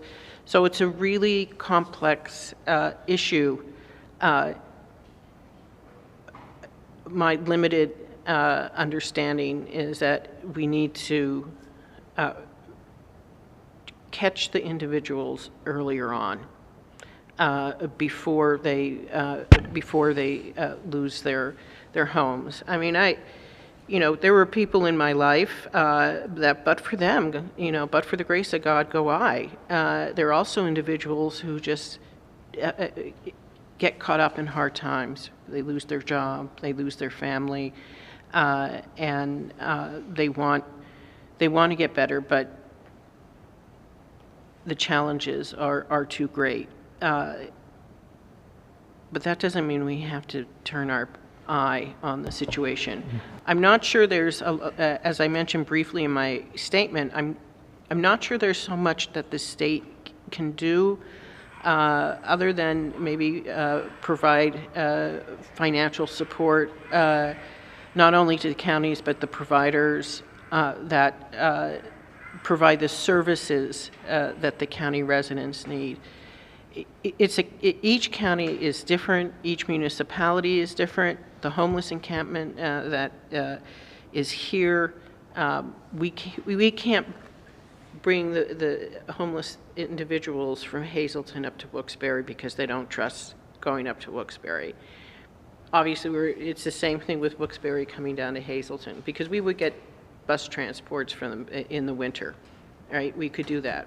That's why we're going to work with local providers here to provide shelters when the temperatures drop. So it really is a combination. I think it's a combination of getting the providers the right services instead of having silos of mental health and drug addiction, unifying them. It's the same thing what we're experiencing in the prison. There's so many challenges. Individuals have so many challenges that it crosses over a lot of the agencies, and we need to have a better collaboration with those agencies. And we have to start looking at it. And as I said, we're going to cast the net as wide as we possibly can and get as many people the services and into shelters and into situations where, you know, they can maybe get jobs and get stable housing. So it's a lot of different problems that we have to tackle, but I think that we have to start doing it because you know, I'm a firm believer in economic growth in Luzerne County. I want Luzerne County to thrive. I want them to stay here and not go up 81 or go down 81. No offense. I want them to stay here, but it's hard to convince developers to come here if we have a growing homeless population. That's another reason, but ultimately for me, it's the humanity of it that we have to make sure that individuals are at least given the opportunity. Thank you, and I think everybody feels that way. They want to give them the opportunity, but we also need to find programs that they're going to fit into because, like I said, there's a lot of programs out there.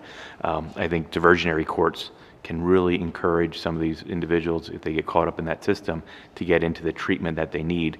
And I think that's one tool, but it's not the only tool. But this is an issue that's been across the country. How do you deal with it in a humane way? Because I don't think letting people live in that situation only to die in a tent of an overdose or to be abused in a facility like that is any more humane than some of the other alternatives. Right. But thank you. And we do have a very successful diversionary courts here in Luzerne County. The courts are really aware of that, and they're working with the administration. They work with our Veterans Administration. But we have to talk to each other, and we have to see what solutions each one of us can bring to the table. I always look at government, our county government, as a Venn diagram. We're not going to agree on everything, but there's a portion of solutions that we can agree on, and start there. Let's start inward, and then we can work our way out. And as the county manager, I think I have the obligation to at least facilitate that. So. Representative Pugh. Thank you. We've kind of touched on something that's pretty near and dear to me, but like Representative Heffley, I have witnessed individuals myself at the centers that refuse to go in. So if I was dropping supplies off, cots and pillows that they needed in the homeless shelter, they would come up and ask me for a pillow. When we would invite them in, they said no, they want nothing to do with going inside of the facility or getting food or anything like that. They just wanted a pillow. So naturally, we gave them the pillow. But I think it's a fine line. And I think, you know, in what you're looking at, I'd love to talk about this more and see if we can't figure it out. I think we need to, I had one organization tell me that they think anybody that wants to live on the street is suffering from some type of mental health. So they need that assistance in order to get through that. So I'd like to see, we've got so many great organizations that I have met over the last year and a half inside this county. If we can bring them together to try to work on a solution to make it better for everybody, I think that's a really good place to be. I also have different things that are taking place inside of our county that I think by working together, we can bring light to it and get stuff done. We actually were very successful in bringing the trades into speaking at an addiction center to show them that there is a path forward after they come out of the addiction center. So the hope is, I was actually out at SCI Dallas speaking to the warden, and I like to talk about this a lot because I'm very proud of it and the work that they're doing out there. They started a welding program, and the inmates would leave with a welding certificate when they got to the point of ready to leave. I asked what the reincarceration rate was on those individuals. It's 0. So they were able to come out of a state correctional facility, wield a welding degree, and get a job and be able to sustain themselves. So I think when we're looking at solutions for the homeless here, we need to show them a path forward, that they can succeed and they can stand up. But it's also going to take some want on their part. It's also they're going to have to want to make their lives better. So I look forward to working with my colleagues and everybody here to get that done. And congratulations, Sheriff. It's great to see. Thank you. Thank you. Just, I want to note that when we made the announcement that the county was going to take over the Code Blue, the providers, we got calls next day from many of the providers, and our division head in Human Services, Megan Stone, is coordinating it. And you know, if someone has a bad experience at a shelter, I wouldn't want to go back into the shelter, right? We have bad experiences at restaurants and hotels. We don't go back, right? So hopefully we bring in people, and then they can tell other people that, you know, you go to these shelters and your things aren't going to be stolen. You're not going to be assaulted. So if we give them a different model, it might work. And we're not going to do it overnight. We're not going to convince them overnight. We have to take the time and be dedicated to do it. But it's a dialogue. And programs like the one that they have at SCI Dallas, and you give people a skill and you give them something to be proud of. I always talk about, you know, the warehouses. People put the warehouses down, right? You know, there are challenges with the warehouses, right? There are cons to have warehouses everywhere, but you know what? We're giving people jobs. My grandfather was a coal miner, and every Sunday he dressed up in his finest clothes to go to church and have dinner with his family, and he was a proud man. He worked hard. We're giving people something to be proud of. It bothers me when people put warehouses down and people who work there, because having a job gives people pride. And it's a beginning, and it's the same thing with the skills. Thank you to our entire second panel. We'll turn now to our final panel. Daniel Gentile is the Chief of Police for the Hazleton Area School District. Dr. Lisa Kugler is here representing Treatment Atlas, and Rosanna Gabriel representing the Hazleton Integration Project.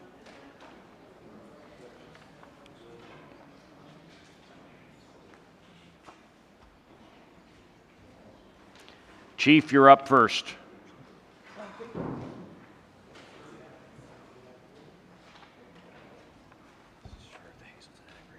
Okay, thank you.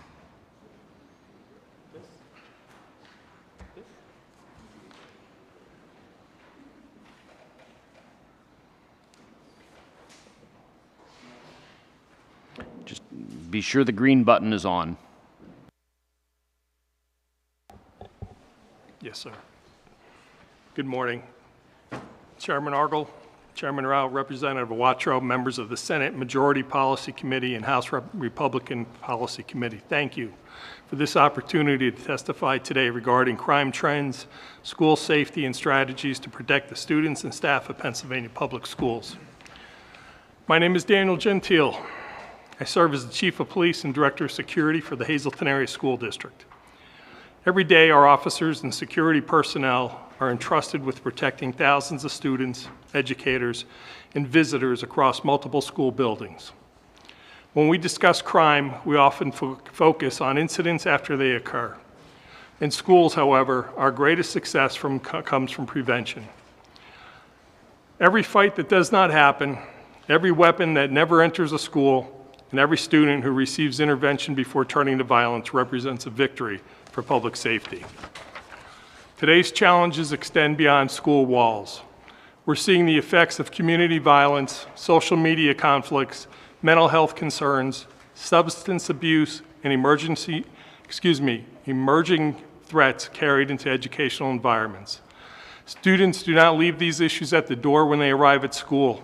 As a result, school safety and community safety are inseparable. I am pleased to report that over the past 3 years, our district has experienced a significant decrease in violent incidents occurring on school property.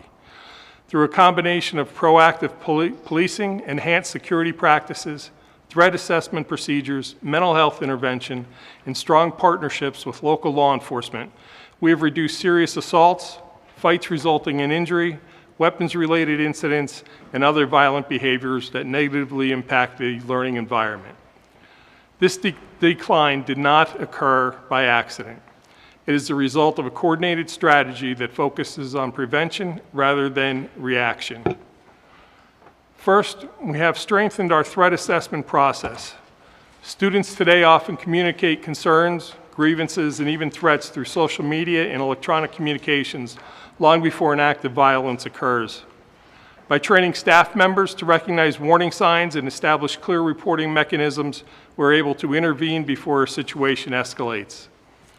Second, we have expanded collaboration between school personnel, law enforcement, behavioral health professionals, and families. Many of these challenges we face are not simply criminal justice issues. They involve trauma, mental health concerns, substance abuse, family instability, and online influences that affect student behavior. Addressing these factors early helps prevent the future criminal activity while keeping young people connected to school and community supports. Third, we have invested in physical security measures, including access control systems, visitor management procedures, surveillance technology, emergency communications, and specialized school police and security training. These measures create a safer learning environment while allowing our staff to focus on education. While these efforts have produced positive results, significant challenges remain. One of the fastest growing concerns we face is the impact of social media and technology on school safety. Conflicts that once ended when students left school now continue 24 hours a day through online platforms. Threats, harassment, intimidation, and the rapid spread of misinformation can quickly create fear and disruption throughout an entire school community. We are also seeing increased demands related to behavioral and mental health crises. School police officers today are expected to serve not only as law enforcement personnel, but as crisis responders, mediators, and partners in intervention efforts. The complexity of these situations require ongoing training and resources. As lawmakers consider ways to further improve school safety across Pennsylvania, I respectfully offer several recommendations for legislative consideration. First, continue and expand dedicated funding for school security personnel and technology. Many districts face financial constraints that it makes it difficult to maintain modern security infrastructure, conduct regular training, and employ qualified school police officers. Stable, recurring funding would allow districts to plan for long-term safety improvements rather than relying on intermittent grant opportunities. Second, increase support for school-based mental health services. The most effective crime prevention strategy is often early intervention. Additional funding for counselors, social workers, psychologists, and behavioral health programs can help identify and address issues long before they develop into disciplinary or criminal matters. Third, establish additional grant opportunities for threat assessment training and behavioral threat programs. Standardized training across Pennsylvania would help schools identify risks consistently and share best practices. Fourth, strengthening information sharing capabilities among schools, law enforcement agencies, and authorized mental health providers while maintaining appropriate privacy protection. Timely communication is often the difference between prevention and response. Fifth, provide additional resources for combating cyber threats, online harassment, and social media facilitated violence. Schools need access to training, technology, investigative support to address conduct that increasingly originates online but impacts safety inside school buildings. Finally, I encourage continued support for school police officers programs throughout the Commonwealth. These officers serve as a critical bridge between education and public safety, building positive relationships and students while providing professional law enforcement services when needed. Members of the community, every student deserves to learn in a safe environment. Every teacher deserves to work in a secure classroom. While no security strategy can eliminate every risk, we have demonstrated that strong partnerships, early intervention, and targeted investments can reduce violence and improve outcomes for our young people. The progress we have seen over the past 3 years should encourage us. Violent incidents have declined, relationships between school and law enforcement have strengthened, and prevention efforts are producing measurable results. With continued legislative support, we can build upon that success and create even safer schools throughout Pennsylvania. Thank you for this opportunity to testify today. I look forward to answering any questions you may have. Thanks, Chief. When this committee did a series of hearings just on school safety several years ago, we learned very quickly it was a lot more complicated than just locking the doors, and you made that very clear. Dr. Kugler.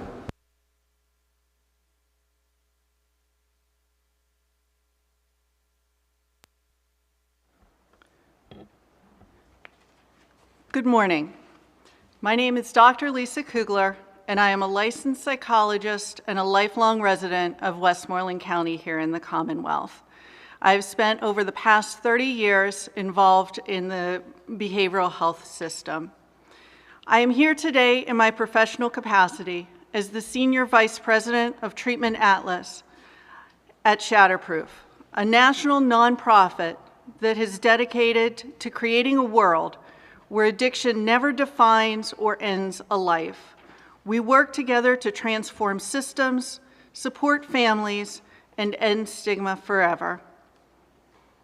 I am also here as a mother. My son lives with a serious mental illness and has had experienced involvement with the criminal justice system. Because of this experience, I have seen firsthand both the challenges that individuals and families face and the opportunities we have as policies, providers, and communities to do better. At any given time, approximately 250,000 Pennsylvanians are involved in the criminal justice system, whether incarcerated, on probation, or on parole. It is estimated that between 60% and 80% of those individuals are living with a substance use disorder, a mental health condition, or a co-occurring disorder. Just to put that in perspective, as many as 200,000 Pennsylvanians, roughly 1 in every 65 residents of our Commonwealth, are simultaneously involved in the criminal justice system while managing a behavioral health condition. As a result, by default, one of the largest systems that can impact and improve our mental health system and substance use outcomes in Pennsylvania is the criminal justice system. Today, I would briefly like to address 2 points around this continuum. The first being prevention, so individuals are less likely to engage in behaviors that would activate the criminal justice system, and reentry after completion of a sentence. First, prevention. Every day, new psychoactive substances become more readily available to consumer.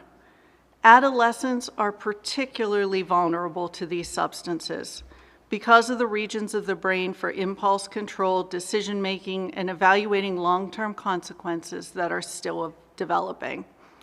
At the same time, the adolescent brain is highly responsive to the reward systems, making young people especially susceptible to the reinforcing effects of psychoactive substances. Simply put, youth are at a greater risk, not because they make poor choices, but because their developing brains process risk and reward differently than adults. Throughout my career, I have worked with thousands of individuals impacted by addiction. Not one of them has ever told me that their childhood dream was to grow up and develop a substance use disorder. Because of this, we must do everything possible to prevent addiction before it starts. Pennsylvania should continue to examine policies that limit youth access to psychoactive substances and establish meaningful consequences for those who knowingly market, sell, or provide these products to minors. Today, individuals can purchase several psychoactive substances outside of traditional pharmacies or regulated cannabis dispensaries, including kratom, concentrated 7-OH products, and nitrous. These products are often sold through retail channels such as gas stations with very limited oversight, creating legitimate concerns regarding potency, product transparency, and addiction risk. We should be asking ourselves whether products with these risks should be as accessible to young people as they currently are. The second issue I would like to address is re-entry after serving a sentence. Something that Representative Pugh just mentioned about the 0% recidivism, that's about hope and belief in oneself. For individuals returning to the community after involvement with criminal justice system, recovery is often only the beginning of this journey. These individuals face significant barriers to employment, education, housing, and community integration. Too often they are judged by not who they are, but the worst moment of their lives. I have witnessed personally through my son's journey, although the issues focused on mental health instead of substance use, the process would have been the same. My son was required to provide proof of completion from an intensive outpatient program, documentation from aftercare services, letters from both his psychiatrist and therapist and his probation officer to try and secure employment. In one instance, despite providing all of this documentation and documenting more than 3 years of sustained remission and stability, he was denied an opportunity to drive for DoorDash. This is unconscionable. Imagine having to relive and explain the most difficult chapter of your life during every job interview, every housing application, and every opportunity to move forward. Imagine being repeatedly asked to prove that you are worthy of that second chance. When repeated, this process becomes discouraging, demoralizing, traumatizing, and eventually an individual can lose hope in the system and, most importantly, belief in themselves. Recovery thrives when people are given the opportunity to rebuild their lives. Individuals re-entering society need access to treatment, stable housing, educational opportunities, meaningful employment, and communities that understand behavioral health conditions are medical conditions, not moral failings. When we provide these supports, remarkable things can happen. People regain hope. They believe in themselves. They contribute meaningfully to the communities. Families heal. Community becomes stronger, and recovery thrives. Together, we can build a future where behavioral health conditions are met with effective treatment, where young people are protected from preventable harm, and where individuals returning to our communities are given a genuine opportunity to contribute and thrive as meaningful people in the communities. I very much thank the committee for its leadership and interest in these important issues, and thank you so much for the opportunity to testify today. Thank you. Rosanna Gabriel from the Hazelton Integration Project. And Rosanna, also congratulations on your recent promotion.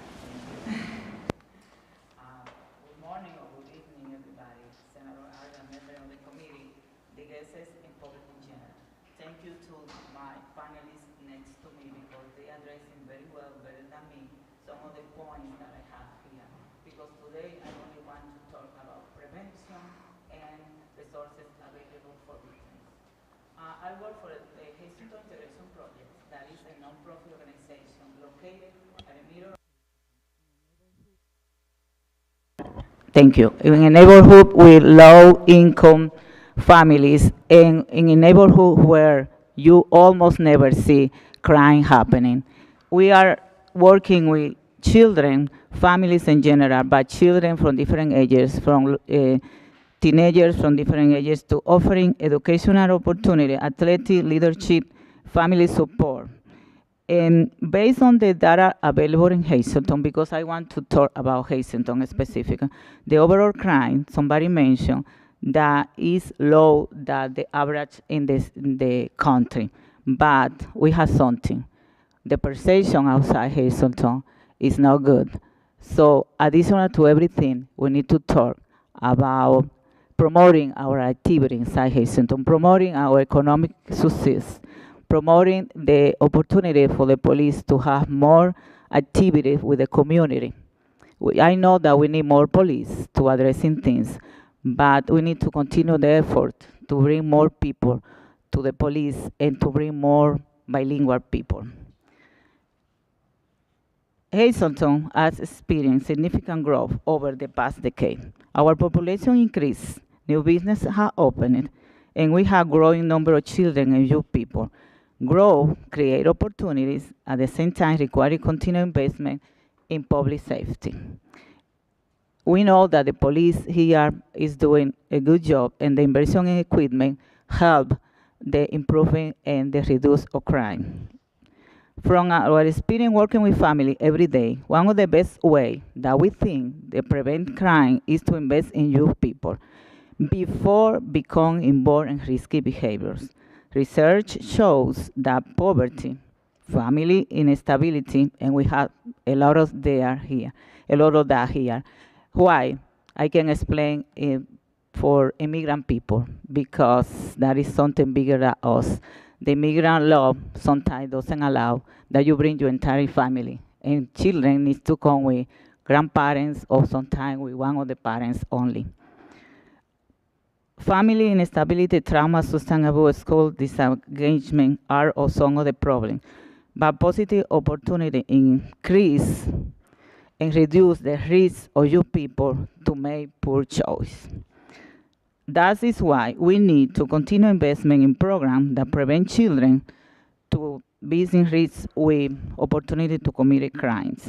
Those opportunities can be sports, mentoring, leadership development, volunteer opportunities, career exploration, and workforce readiness.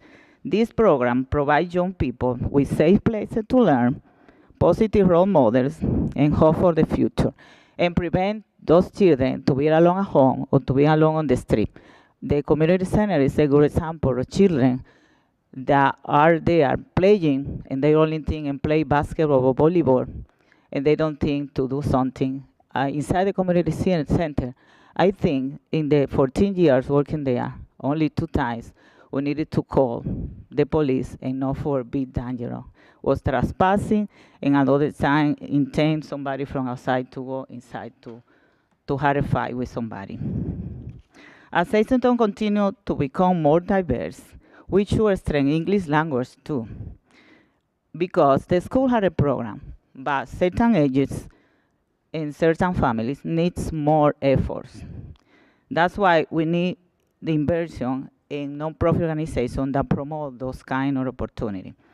But crime prevention, as I mentioned before, is not responsibility only for law enforcement. It requires partnerships among schools, non-profit organizations, healthcare providers, businesses, faith community, local governments, and others. We believe that we should continue invest in prevention programs that keep youth engaged, build trust so parents feel comfortable reporting crimes and seeking help, expand recreational opportunity and safe community spaces, increase substance and prevention and education program prevention, support first-time no-violence youth offenders through counseling, mentoring, community services, accountability program, and help them learn from their mistakes and reduce future offending. As we discuss resources for victims, we also like to mention an important challenge here. We are fortunate to have excellent victim service organization in NIPA, but Hazleton is different because our people need to go to other cities in order to have services. One example is, for example, the local hospital had a program, violence prevention. When they have domestic violence and the woman need a shelter, maybe the shelter here is full. When the woman need a shelter for the family, we don't have that. When the woman need services, they need to go to Whitesburg for domestic violence or other services. But what happened with transportation? We had a lot of people without their own transportation here in Hazleton. I encourage to continue exploring ways to expand local assets for veteran services, strengthen bilingual support, and improve transportation options so that no veteran is unable to receive the services because lack of one of those services, that lack of language or lack of transportation. At the same time, I encourage to continue improving the panel for youth people. We had a panel here that depends on the Lucerne County District Attorney Office, but for my knowledge, the only bilingual person is only one. When that person is not present, the family doesn't have the opportunity to receive translation in this panel. Additional to that, we need to send more first offender youth people to that panel instead of sending in front of the judge. When you send a youth people in front of the judge immediately, that the reaction can be different. You can react, I'm gonna be a bad person now because maybe sometimes the crime that or the mistake that youth people committed is because the lack of knowledge or because the lack of the language. Every investment we make in education, mentoring, mental health, recreation, leadership development, and family support is also an investment in the public safety. By giving our children hope, opportunities, positive role models, and a strong sense of belonging, we are helping build a safer Hazleton, not only for today, but for the future generation. So thank you for listening to my humble opinion. Thank you so much. Thanks, Rosanna. I learned a long time ago as a scout leader and then as a parent, the busier I kept them, the less trouble they got into. We have two questions to start off with. Senator Dush, followed by Senator Baker. Senator Dush. Okay, just came back online. I want to congratulate both chairs for the breadth of this hearing, because the scope of what is going on with the criminal justice system and reentry programs, all of that, it's so broad and it's so there's a whole lot of facets to it. But I appreciate this hearing actually lets people get a kind of an example of how broad it is and the scope of what we have to deal with. I want to just want to say we had Dr. Anna Santango from Penn State regarding human trafficking, was supposed to be testifying today, but apparently she's got a brand new baby, so congratulations to her. But I do want to encourage members to read her written testimony. On the written testimony end of it, behind her testifying language that was provided, understanding human trafficking, there's a nice section there. But I want people to understand something. Just like the rest of what we've discussed today, that is a very broad situation, and from the education aspect of what we need to be doing for doctors, teachers, law enforcement, judges, parents, that all need to hear from the survivors.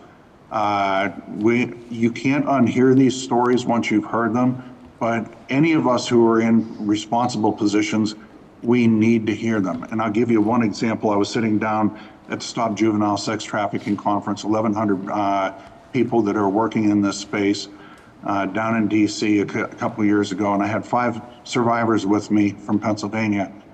And a piece of legislation, an amendment was done to a bill in Congress that would require immediate notification of law enforcement from the sex trafficking hotline. The reaction was immediate. It was visceral. I wouldn't call it was that was the universal consensus, and it was immediate, and there was a lot of anger there. We spend so much time trying to undo things that we've done by not being informed, and we need to make sure that we take the time with our law enforcement practitioners. And I got to congratulate the NEPA Anti-Human Trafficking Task Force, because you guys are doing remarkable work up there. We've been around to 10 different regions in Pennsylvania, gathering information for a study on the situation here for the Commonwealth as a whole. You guys are standouts up there, and I appreciate the work, how everybody's collaborating across all disciplines. And of course, there's always room for improvement everywhere, but I just wanted to thank all of you. And again, please take a look at the written testimony that was provided by Dr. Santongo. We've got a huge amount of stuff here, and anybody who wants to get involved with the bipartisan, bicameral anti-human trafficking task force, please, I'd encourage you to become members. You'll get to hear some stories you wish you didn't have to hear, but in this job, we have to hear it. So thank you again to both chairs from what we're hearing about releases from inmates. I'm a former corrections officer, as well as in working administration in the Department of Corrections. And as a former law enforcement, this is the most broad-reaching hearing I've heard on the scope of what we're facing in Pennsylvania so far, and thank you all. Thank you. Senator Baker. Thank you, Mr. Chairman. Chief, I have a question for you. The General Assembly has been working diligently to update our laws and regulations related to deep fakes, digital impersonations. What are you seeing in the Hazleton School District related to the use of technology in school or outside of school between students? And is that something you think the General Assembly should continue to address? Is it a growing issue as we're hearing in other parts of the state? I believe it is. We saw a lot of that towards the end of last school year, where kids were using AI and different technology to do airdrops, forward different things that shouldn't be forwarded around to different children. It happens at home and follows us into school. So that is something we need to do.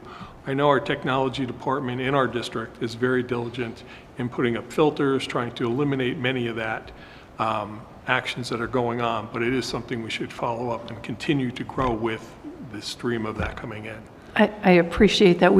Senator Tracy Pennycook, who chairs our Communications and Technology Committee, has really been at the forefront of working to address that and holding accountable when a youth uses that technology inappropriately. So we'll continue to stay connected, and if you have any recommendations for us, we would certainly appreciate that.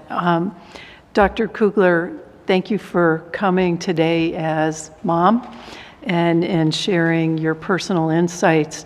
We have, as chair of the Judiciary Committee over the last many years, have been working to streamline justice reinvestment, for putting resources in to help with reintegration, looking at clean slate, giving people a second chance, probation review conferences, which are part of the process to help if we don't have to concentrate keeping people on probation any longer than they need to. They now have the ability to do that. So I appreciate your perspective.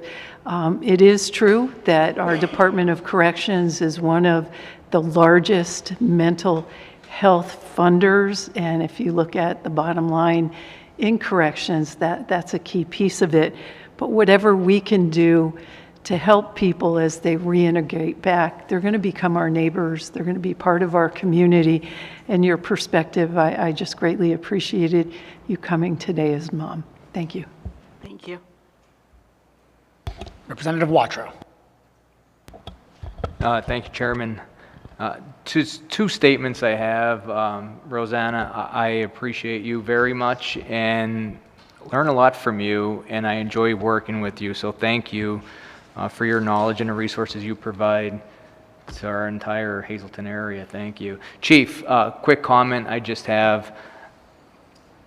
Hazleton area is one of the fastest growing school districts in the Commonwealth. I think well over 13,000 students, maybe over 14,000 right now, and I'm sure that number keeps on climbing.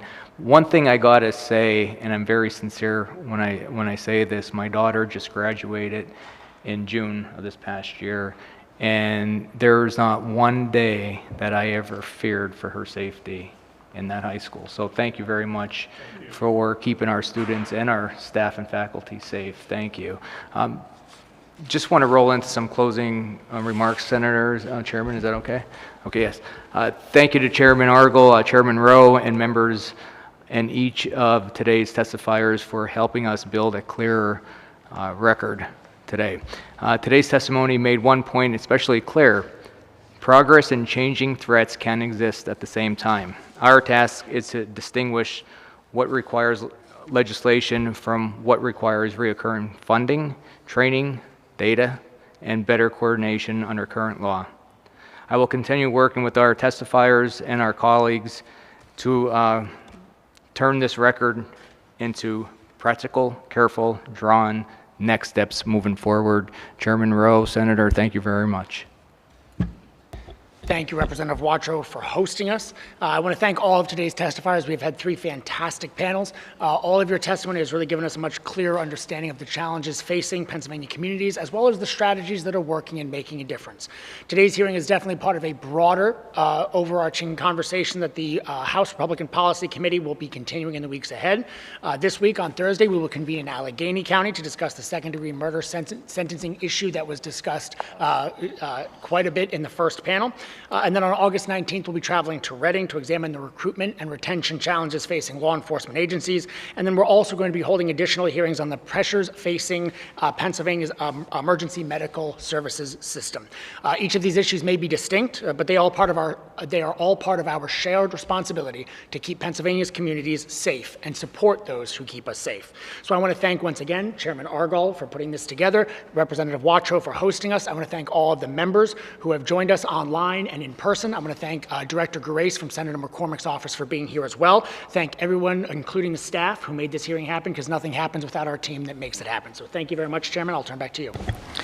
Thank you. We're a half hour late, which in Harrisburg time is known as ahead of schedule, okay? So thanks to all who participated. To Chairman Rowe, thank you for working with us as a partner. Dane, thank you. We literally would not have been here in Hazleton without you, Representative Watrow. To all of our testifiers, I should note we appreciate it. The Senate's part of this committee will reconvene on Friday in Shenandoah to look at rising electric costs. With that, Chairman Rowe, want to adjourn this together, see how we do this? Bang, we're done.